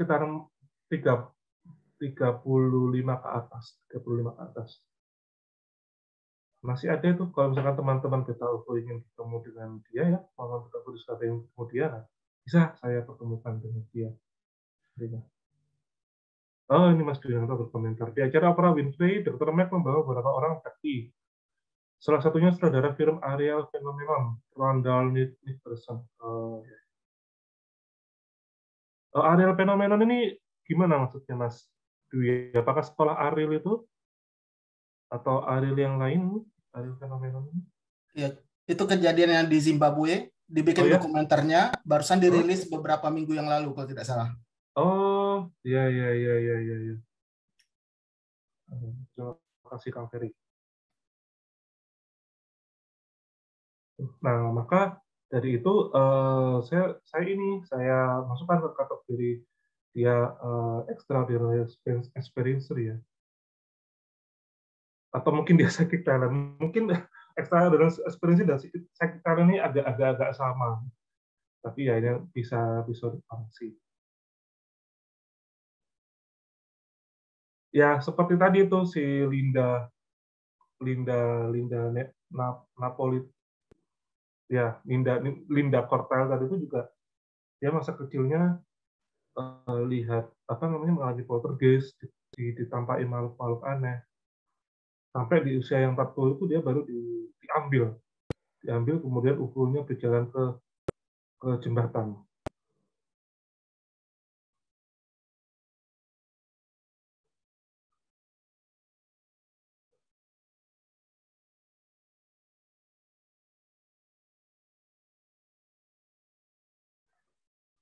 Silakan bagi ingin yang berdiskusi bertanya.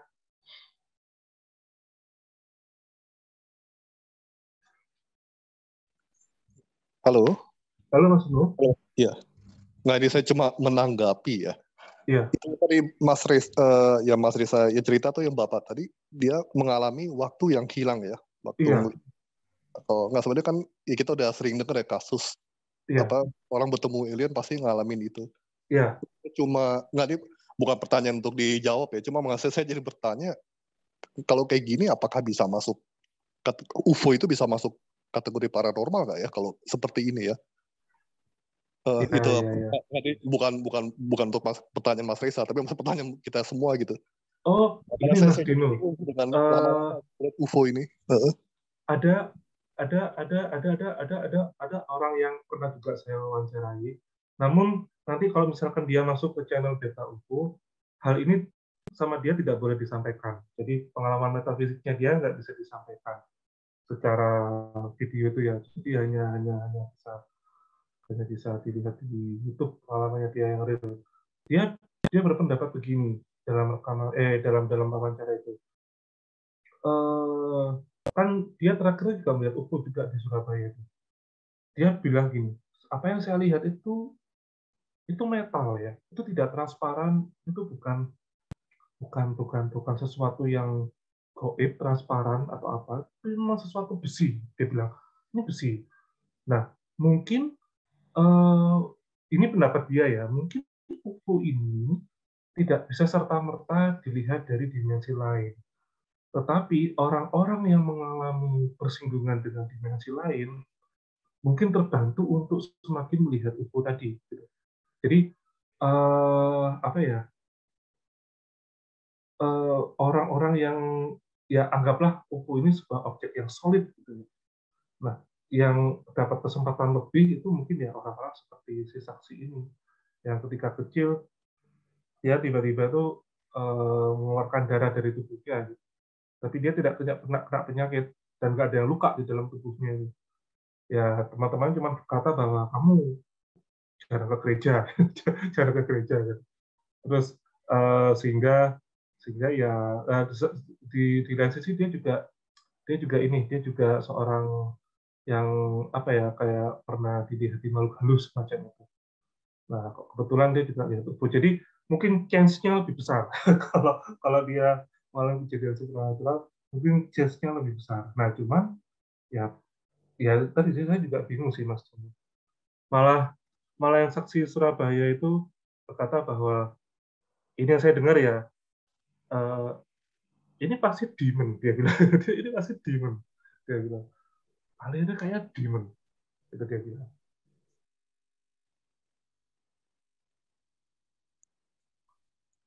Tadi kan yang di John McBeal, yang di presentasinya Mas Reza kan juga dikatakan ya bahwa asal usulnya itu tidak selalu harus extraterrestrial, tapi mungkin dari semesta paralel ya. Iya Mas. Emek bilang gitu. Nah, itu jadi ya mungkin masuk kategori paranormal ya sebenarnya. Nah itu dia. Susah juga. Susah ini mungkin. Halo Mas Nur, kebetulan mau tanya nih. Ya. Kalau ilmu parapsikologi itu emang khusus untuk mempelajari paranormal? Apa begitu Mas? Parapsikologa. Iya, ya biasanya sih istilahnya banyak sih, ada parapsikologi atau paranormal langsung gitu. Karena tergantung siapanya yang menggunakan istilah itu. Oh ya, nggak sebenarnya ada kata psikolog, jadi saya pikir bagaimana mengartikan ya parapsikologi. Nah. Tapi yang jelas dia emang mempelajari fenomena paranormal ya Mas Nur ya, parapsikolog itu. Yeah. Oh, oke. Tapi sebentar, karena dia ada kata psikolog, berarti lebih ilmiah gitu kali, barangkali Mas Nur ya. Ya mungkin maksudnya begitu. Tapi kalau paranya itu, iya. Misalnya kan ada parascience juga ada ya, terus kemudian ada paranormal, ada ya para psikologi gitu. Sebenarnya kalau psikologinya sendiri kan ilmu tentang perilaku atau ilmu tentang ya kejiwaan bisa juga ya. Iya. Gitu. Nggak, tapi jadi kalau para psikolog disamakan dengan e-channeling mungkin beda kali Mas Nur ya? Agak beda ya? Mungkin beda ya. Iya. Mungkin beda.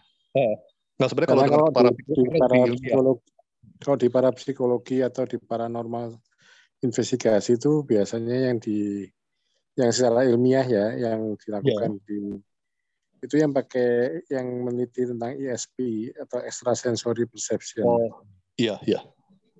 Oh, oke. Ya. Oke. Ya.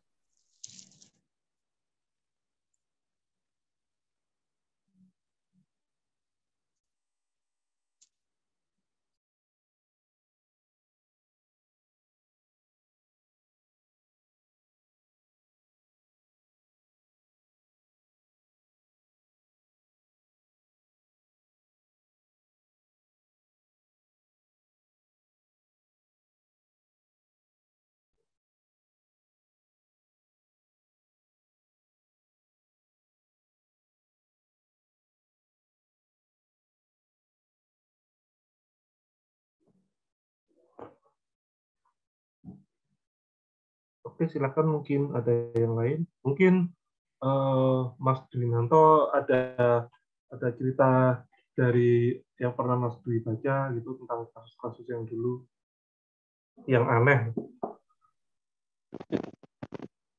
Ya ini aja ini apa yang tadi Charles Moody itu tuh. Itu Charles Moody coba deh Mas Reza cari apa namanya ya, cari bacaan yang lain ya, sumber yang lain itu kalau nggak salah aliennya tuh sama kejadian apa yang tadi dibilang tetangganya Bud Hopkins itu loh, yang di New Jersey. Yang tadi itu cerita itu kenapa ada kan tadi kan? Itu coba dicari deh. Itu aliennya persis itu sama ceritanya Moody. Dan kejadiannya sama-sama tahun 75 tuh kalau nggak salah tuh. Charles Moody ya, sama ini tetangganya Bud Hopkins itu ini Obarski namanya. Oh, sebentar. Bud Hopkins. Nah, yang tadi cerita Bud Hopkins ada ya? Iya, ada. Nah, ini. Di Cape Cod. Bukan? New Jersey. Oh iya, ini New Jersey. Jersey itu yang di taman itu loh. Iya, Fort Lee, New Jersey. Di pinggir sungai itu Hudson River itu. Oh, itu persis. Sama. Dengan yang mendatangi dengan Moody ini, Sersan Moody ini. Iya, hampir sama itunya penampakannya ya. Nah, itu mungkin coba dicek lagi itu detailnya seperti apa. Sama itu ya, apa namanya, kasus missing time ya. Kalau saya pikir nih Mas Reza ya, kita kan bicara masalah missing time itu kita bicara masalah kesadaran sebetulnya sih, bukan nggak terlalu lari ke arah yang paranormal atau yang lain-lain gitu ya. Missing time itu kan tinggal kesadaran kita dialihkan aja. Ini saya coba secara ini aja ya, secara logik aja. Hampir setiap hari kita mengalami missing time loh Mas Reza. Percaya nggak? Ketika tidur. Iya. Ketika tidur. Artinya kita merasakan satset. Nah, padahal yang lain itu mungkin berkeliaran. Rasanya kita ngantuk ya jam 11 malam atau kita ketiduran udah jam 5 ini. Wah, missing time ini ya 6 jam. Iya. Intinya adalah itu kesadaran yang dialihkan saja. Dialihkan untuk ditekan, dialihkan untuk dipindah menjadi kesadaran yang lain atau gambaran kesadaran yang lain. Tapi pada prinsipnya waktu tidak pernah hilang. Ya, waktunya nggak hilang, kesadaran dia yang betul. Bisa aja selama dalam tanda kutip missing time itu ya kesadaran kita kan bisa digantikan dengan cerita yang lain. Ya. Ya sama kayak tadi Moody tadi itu dia merasa lemas terus ya udah balik aja mobilnya udah bisa dikendalikan. Tapi udah jam 3 gitu dia kan paket. Ya dia dialihkan. Nah, dialihkan nggak sadar tuh dia dibawa jalan-jalan masuk itu. Benar ya, rasanya mungkin di tempat lain, rasanya mungkin dialihkan itu atau ditanamkan yang ditanamkan ya.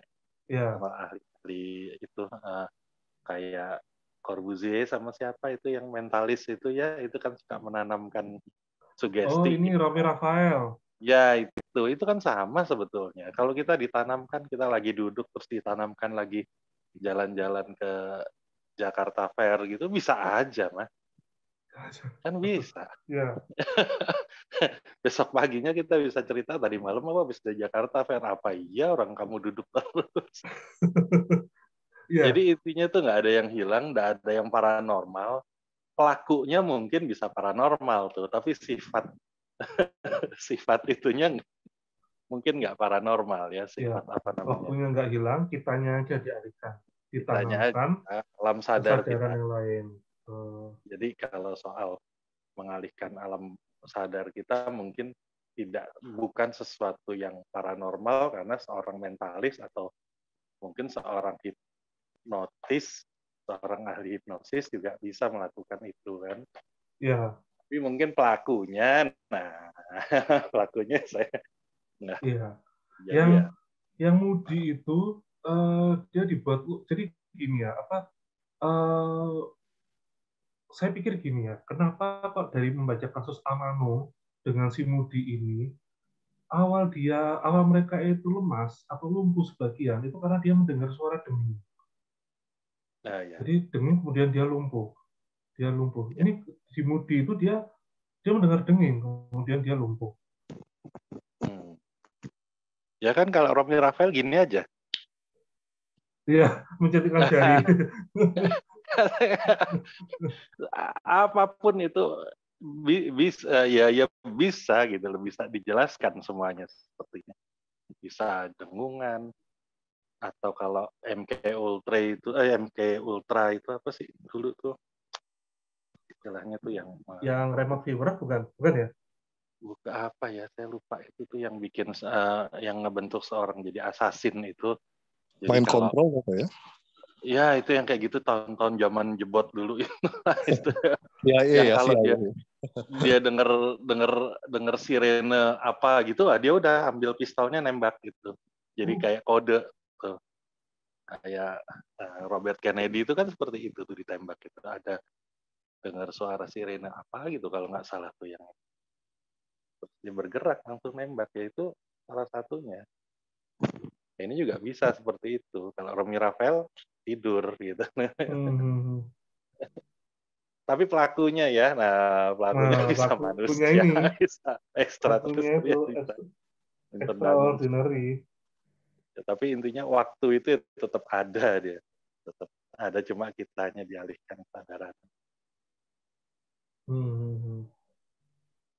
Kalau Amano tuh sebetulnya ini, Mas, bukan penyiar radio itu, bukan radio ham itu kan radio ini ya, radio apa namanya? Oh, radio tangan itu maksudnya, kayak walkie-talkie itu. Iya, radio kayak CB gitu lah ya, radio komunitas itu. Oh, dia radio ngobrol CB itu. Ya, radio CB ya.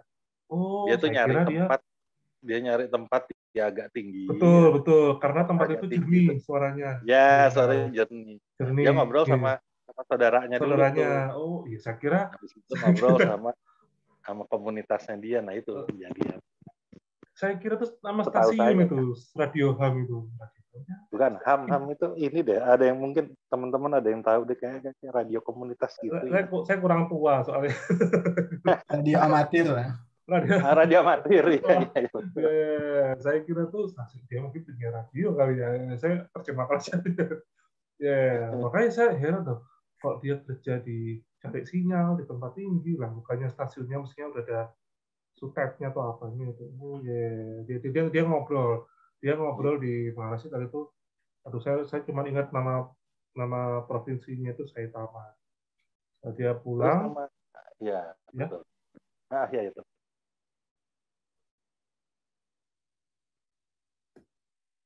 Terus.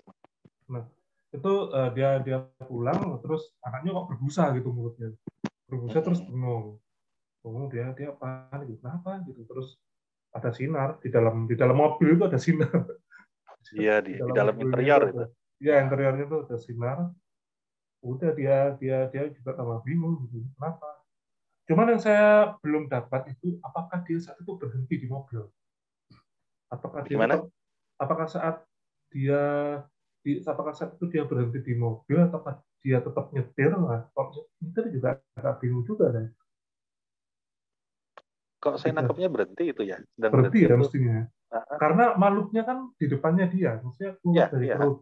Iya, kan urut-urutannya dia lagi ngobrol, terus ada cahaya di interior, terus dia iya, ngelihat anaknya di belakang. Saya ingat saya ya kasusnya, iya. dia ngelihat anaknya entah kejang terus mulutnya berbusa, habis gitu ngelihat ke jendela depan, nah itu Tuh. yang ada corongnya itu ya kalau nggak Iya, salah iya, ya iya. itu. Oh. Cuman Jepang ini susah dicari ininya apa namanya sketsanya atau apanya gitu. Saya pernah nemu di Pinterest, terus nggak saya save, terus nggak tahu kemana lagi. Emang aneh bentuk makhluknya ini. Kayaknya nih di bukunya itu juga ada itu ide zaman lupa itu bukunya apa itu yang 1000 buku UFO sejuta umat itu itu kalau nggak salah lupa karangan. Terus sama yang Mudi tadi deh Mas Reza. Itu dia bilang nanti mau ketemu lagi 20 tahun lagi ya. Ya. Ya nggak tahu sih bisa jadi aja kalau 20 tahun mungkin kelipatan 5 tahun ya. Karena ada penelitian dari MOFON itu penelitian tahun 90 berapa saya lupa tahun 95 atau 94 gitu. Itu disimpulkan bahwa memang UFO wave itu gelombang penampakannya itu tiap 5 tahun sekali. Artinya tiap kelipatan 5 tahun.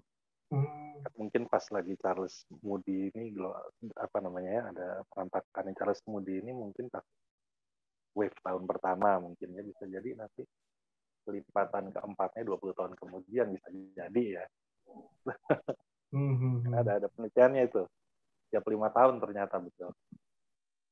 Yang waktu itu saya juga pernah maparkan juga kan itu di Amerika kan 47, 72, 47, 52, 57 gitu kan. Terus 62 itu terus kan tiap kelipatan 5 tahun. Bisa jadi kalau dibilang 20 tahun ya 20 kali 5 mungkin ya. 100 tahun setelah itu. Ya. Jadi kalau misalkan 20 tahun lagi itu bagaimana itu melihatnya? Apakah 5 kali 20 ini atau bagaimana? Enggak. Kelipatan 5 aja kan 20 itu kan kelipatan 5 kan. Mungkin kelipatan keempatnya ya. Terus ada kesimpulan lagi selain 5 tahun. Kelipatan kelimanya yaitu setiap 25 tahun itu yang wave besar-besaran. Jadi gelombang peak tertingginya di 25 tahun. Tapi kalau yang wave biasa itu tiap 5 tahun. Ada di MOFON itu tuh penelitiannya. Tapi tahun 90-an. Sudah lama. Ya mungkin itu Mas Reza. Halo, Mas Dwi ya? Nggak mau tanya juga nih. Kalau fenomena yang tahun 73 itu gimana? Itu kan ya sangat terkenal ya.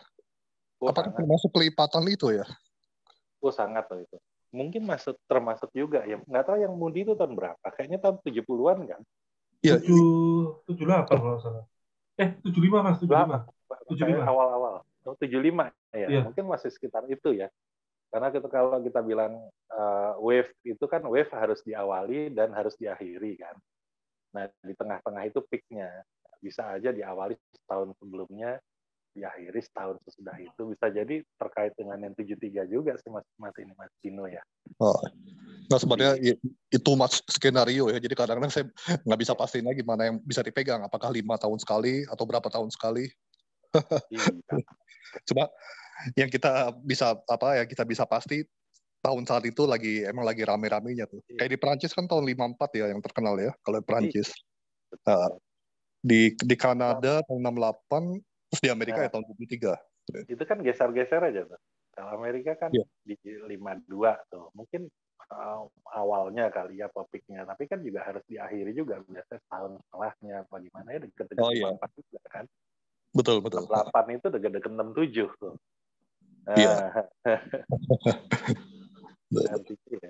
Ya nggak langsung saat itu juga langsung berhenti gitu. Ada yang grafik kan naik dulu terus juga akhirnya melandai turun. Iya sih. Itu sebetulnya menarik tuh dipelajari apa yang bisa membuat gelombang gitu ya. Itu sampai sekarang saya masih selidiki belum dapat jawaban tuh. Tapi dulu begitu, nggak tahu sejak tahun 2000 ke atas kayaknya belum ada ya Mas Dwi ya. Kayaknya nggak ada ya penelitian 2000 Betul. atas gelombang. Udah bukan Kayaknya musimnya. Sampai tahun 70 benar nggak Mas Dwi ya? Kalau Iya. pengamatan saya sih sampai ya akhir 70 ya. Sesudah itu nggak ada lagi gelombang. 90-an ada tuh terakhir move on itu ada penelitian itu tahun 9. Saya lupa 90 berapa. Itu yang berkesimpulan bahwa tiap 5 tahun sekali. Oh, ya. 90 ya? Ya. Oke. Besar-besarannya tiap kelipatan 5 kali 5-nya tiap 25 tahun. Oh. Iya, oke. Cuma kalau 2000 ke atas itu yang saya belum pernah dengar sampai sekarang. Apakah ada? Ya.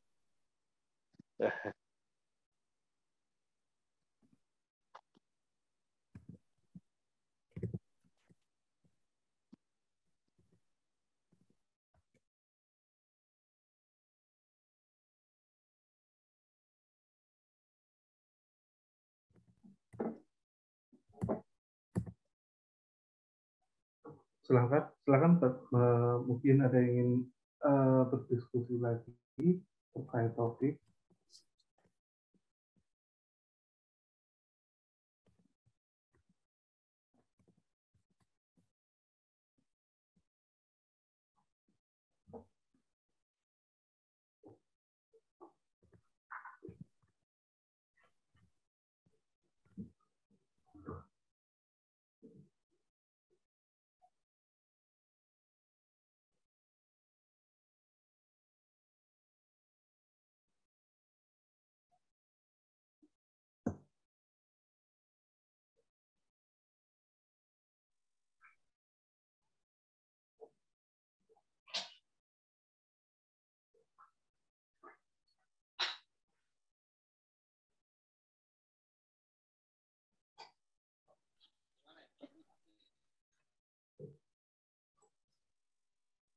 Mas Reza. Ya. Nah, tanya lagi. Iya. Mas Reza itu yang di bukunya Bud Hopkins itu yang Witness tentang Belinda Cortile itu.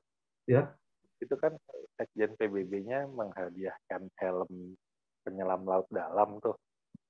Buat iya. anaknya. Udah baca belum sampai sana? Oh, belum. Oh ya udah. Soalnya ya.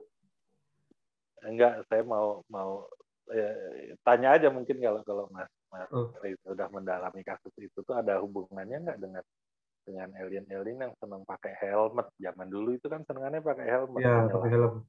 Bajunya baju penyelam, terus juga helmetnya kadang helmet penyelam laut dalam kayak Antonio Villas-Boas itu kan. Iya.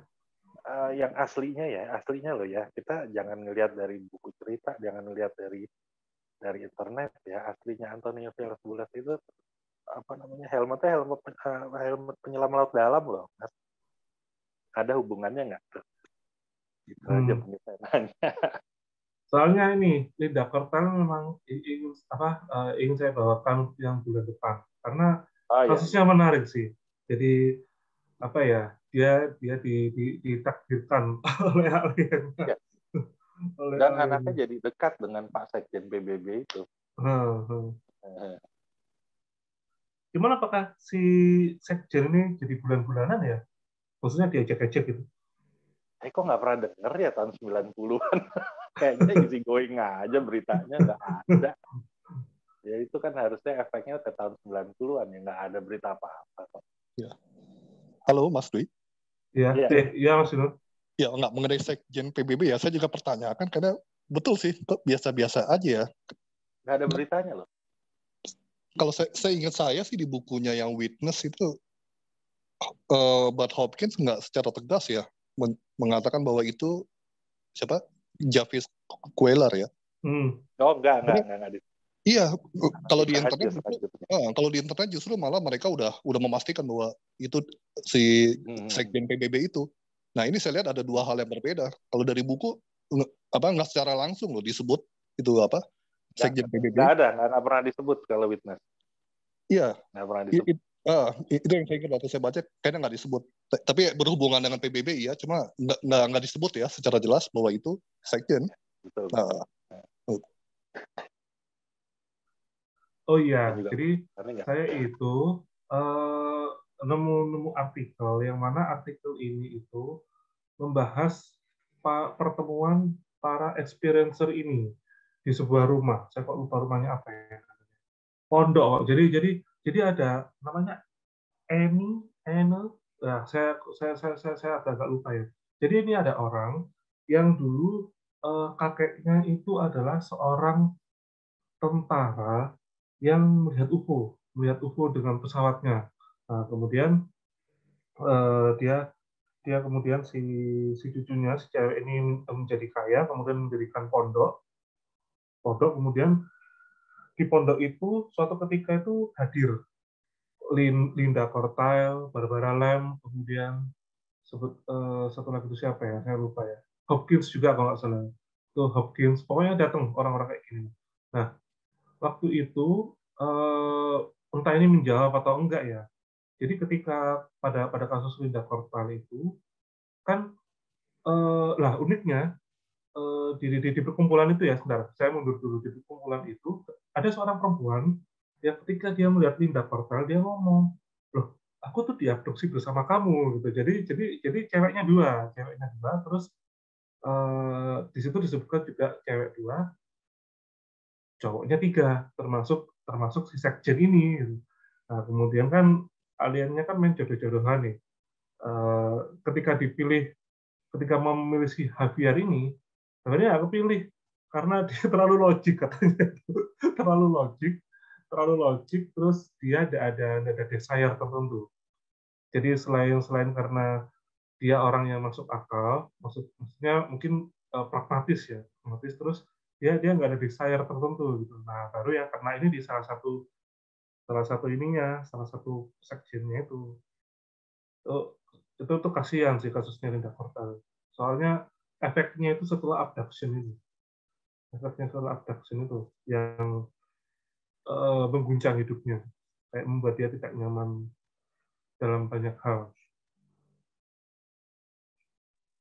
Mas Reza cari buku Love Bites. Ya. Dia juga bilang Love Bites. Ya, dia juga bilang Love Bites. Cari buku itu. Love Bites. Kasusnya juga apa ya? Ini walaupun ini abduksi ya, tapi terdengar cukup indah gitu karena ada istilah kayak Lady in the Sand. Terus ya Love Bites itu karyanya Lady in the Sand. Love Bites. Ya, saya ingat yang Lady in the Sand, dia itu kan yang diculik sama dua orang itu ya, polisi ya. Terus dibawa ke pantai ya, pakai baju gaun yang itu kan waktu dia diculik ya. Iya.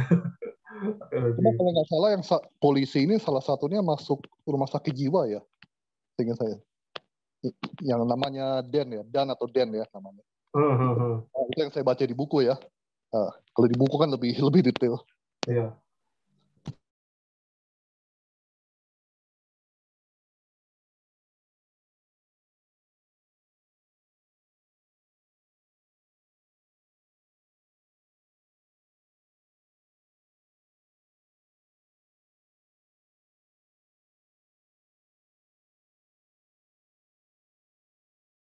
Jadi kalau rasa-rasanya semakin gede pesawatnya ini, maka itu ada kemungkinan include satu leader, kemudian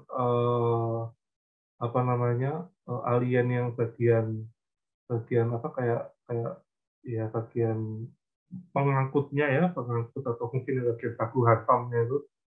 Terus yang berikutnya ini adalah alien-alien yang lebih kecil lagi, jadi mungkin si Grace ini yang dia membawa tidak dengan tenaga, membawa orangnya tidak dengan tenaga, tapi mungkin dengan power sesuatu. Karena agak jarang juga didengar misalkan manusia ribut dengan alien-alien yang kecil ya. Biasanya itu yang mungkin yang badannya yang setara atau lebih tinggi. Kalau yang kecil-kecil ini mestinya kapalnya kecil juga. Kayak Sokoro itu kecil juga. Syukur itu. Syukur itu kecil. Kemudian yang di Kenjeran itu dia berupa bola bola alien bola aliennya 2.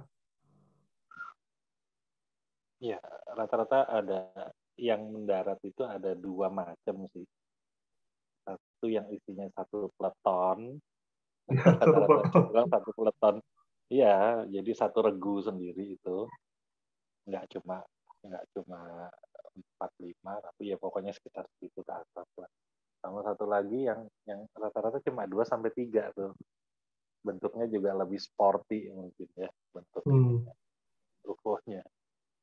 Banyak yang tahun-tahun lama itu kan cuma 2, gitu kan, 3. Kenjeran kan 2 itu ya. 2. Ya kan. Di itu Sokoro 2. Iya, Banyak. Syukur itu 2 ya. Iya, terus yang ketemu David Wilcox itu kemarin Mas Dino kasih gambarnya di ini 2 juga kan yang minta pupuk gitu. Itu 2 juga. Banyak yang 2 itu. Ya 2 macam itu aja. Yang satu peleton, yang satu itu ya cuma 2. Yang di New Zealand itu di Blenheim itu juga cuma 2. Itu kelihatan ya. Jadi 2 macam itu aja. Tapi mungkin nggak ya Mas Dwi, kalau sebenarnya mungkin ada beberapa penampakan UFO yang sebenarnya dilakukan oleh manusia, tapi dia berkostum gitu. Oh, kemungkinan banyak. Kan Jadi, banyak. Iya. jadi bukan ekstraterestrial betulan, tapi kayak ya ya cuman entah apa operasinya, maksudnya modusnya itu apa, mungkin menjalankan operasi tertentu gitu. Banyak. Tentara itu kan banyak ini.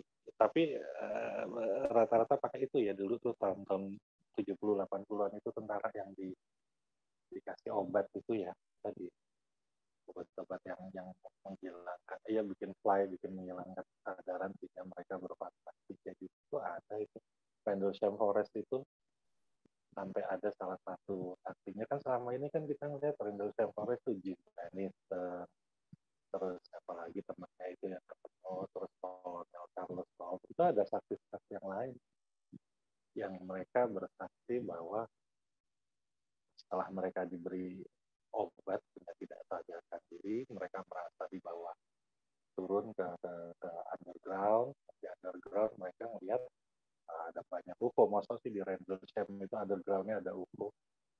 Kan bisa jadi itu kan bikinan dari para tentaranya juga ya, atau dikasih karena rangsangan obat juga. Karena Rendlesham Forest itu dulu tempat markasnya F-117 stealth itu kan. Mungkin pas lagi nggak sadarkan diri dia ngelihat ini UFO nih padahal. Karena dulu kan belum dipakai itu tuh. Ya. Tahun 80 itu F-117 itu masih belum digunakan. Bisa jadi itu. Banyak sih kasus-kasusnya ya. Manusia itu coba untuk entah itu mengelabui, entah itu efek samping karena sering menggunakan obat-obat itu kepada tentaranya untuk percobaan aja. Jadi banyak kesimpulan bahwa sehingga UFO dan melihat tentara ada banyak gitu kan. Bisa jadi ada hubungannya. Tapi kalau untuk yang skenario lain kayak ada orang iseng tuh kayak nggak pernah. Tapi rata-rata tentara tuh yang pakai kayak begitu tuh. Kelly Cahill itu di Australia bukan kalau nggak salah ya. Itu kan di dalam UFO-nya banyak ada tentara, seragam tentara. Yang nge-drag dia ke dalam UFO itu alien kecil-kecilnya kan, kalau nggak salah ya. Tahun berapa itu Mas? Lupa, Kelly Cahill, Mas Dino tahu itu tuh kayaknya punya bukunya deh waktu itu Mas Dino. Oh. Kelly Cahill. Terkenal itu, coba lihat. Oh, yang di Australia. Sebenarnya. Australia. Saya pernah nulis kok lupa taunya. Oh ya, Mas Dino malah udah pernah nulis. Iya. Di dalam itu sendiri ada tentara gitu. Bisa jadi itu inian aja, strain memory aja bahwa yang nyulik itu Grey.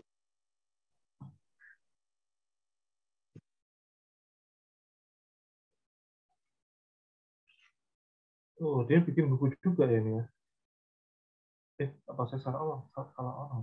Ada nemu ya. Encounter judulnya, Kelly Cahill. Apa sih Mas Dino tuh yang tahu tuh? Iya, Mas Reza, Kelly Cahill yang covernya yang saya punya tuh yang matanya merah tuh aliennya tuh warna biru terus ada alien Ya. tiga kali mata merah itu ya. Oh, ini perempuan. Iya, perempuan itu.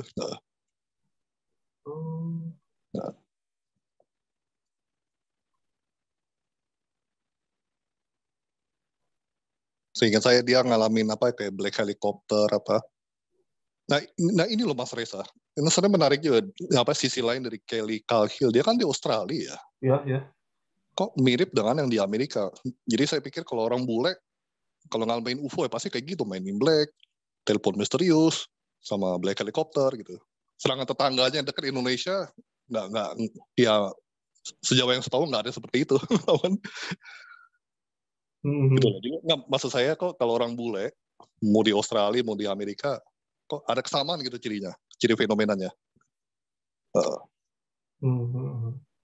Itu sih, itu yang perlu kita perhatikan juga apa yang membedakan, apa yang bikin sama terus membedakan dengan yang di Asia gitu. Padahal Australia kan dekat dengan Indonesia, tapi fenomenanya kayak orang Amerika, kayak orang bule juga. Nah itu kenapa bisa begitu ya?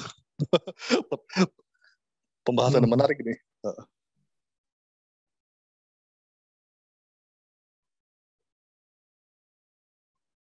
Oh iya, saya jadi ingat Mas Dino. Mumpung ada Mas Dino yang suka ini. Jadi ketika di Tangerang itu, ketika saya menemui orang yang dia mengaku melihat cahaya, terus cahaya ini membesar, menyinari anak-anak kecil yang ada di sekitarnya itu.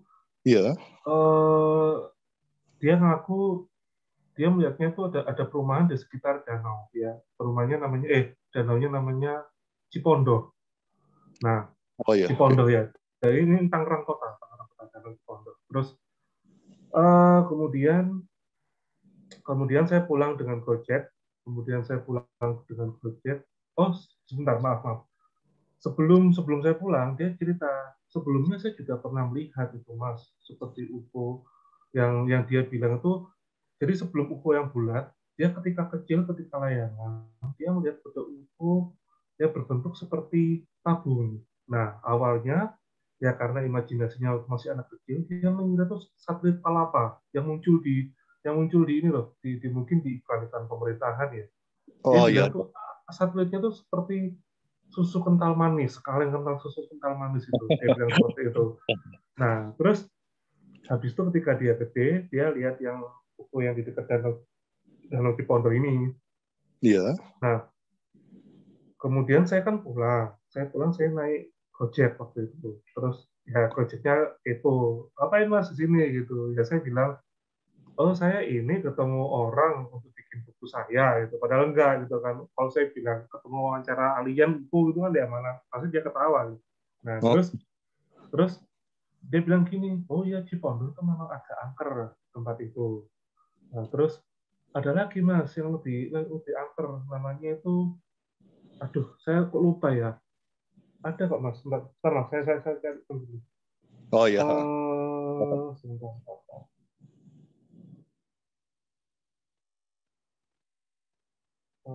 Sebentar. Oh, Rawabelong. Oh, Rawabelong ya. Ya, Rawabelong.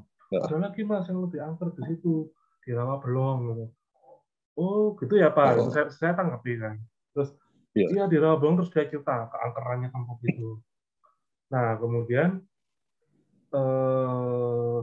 ketika saya di Surabaya, saya tanya, Pak, dulu ketika saya tanya sama yang saksi yang lihat bola membesar ini ya, saya tanya, Pak, dulu kan lihat UFO yang bulat ini di dekat Danau Cipondo ya? Iya gitu. Terus yang ada yang wayangan, kemudian melihat UFO berbentuk tabung itu di mana? Itu di Rawabelong gitu. Terus saya jadi kepikiran, kok di tempat angker ya gitu? Kok di tempat yang dulunya dianggap angker gitu? Iya ya, saya udah dari dulu mengamati itu. bukan hanya Indonesia loh. Kalau di luar negeri sama loh, sudah di Argentina atau di Amerika gitu. Yang saya pernah baca di Argentina itu menarik. Jadi munculnya di tempat yang dianggap angker. Ya ini padahal saya nggak cerita ke saksi mata ini ya, bahwa saya habis Iya. dapat cerita dari driver Gojek soal Rawabelong. Enggak. Ya, jadi Iya. ketika saya tanya itu di Rawabelong gitu. Rawabelong Jakarta Barat apa? Iya, Jakarta Barat lah. Dekat rumah saya dong. Dekat-dekat Loh. Sleepy juga. Sleepy kan daerah yang banyak UFO juga ya, yang Mas Dwi cerita ya. Sleepy. Iya. Tapi Rawabelong nggak pernah denger tuh cerita. Kalau Rawabelong sendiri saya baru dengar dari Mas Reza ini ya. Iya, jadi orang ini cerita kalau sebenarnya orang Tangerang asli itu nggak ada, semuanya pendatang, gitu. Jadi ada si Gojeknya cerita si macam-macam, ada yang kabat alas dulu, katanya dulu nih rawa-rawa, terus apalah pokoknya harus melawan sosok penunggu di situ, gitu. Baru kemudian ini bisa terbuka lebar. Jadi katanya tuh dia bilang tuh orang Tangerang asli tuh nggak ada, gitu. Ya saya waktu itu masih di sini tuh di belum kalau nggak salah. Ya gitu, wah aneh banget. Tapi sebentar Mas, ini jadi bikin saya ingat lagi dulu saya pernah kerja di daerah dekat situ ya. Namanya Kebon Jeruk ya. Kebon Jeruk tuh nggak jauh dari Rawabelong ya. Saya pernah lihat sendiri. Rawabelong. Nah, dibilang Rawabelong. Rawabelong. Saya lihat arah timur di sana. Oh.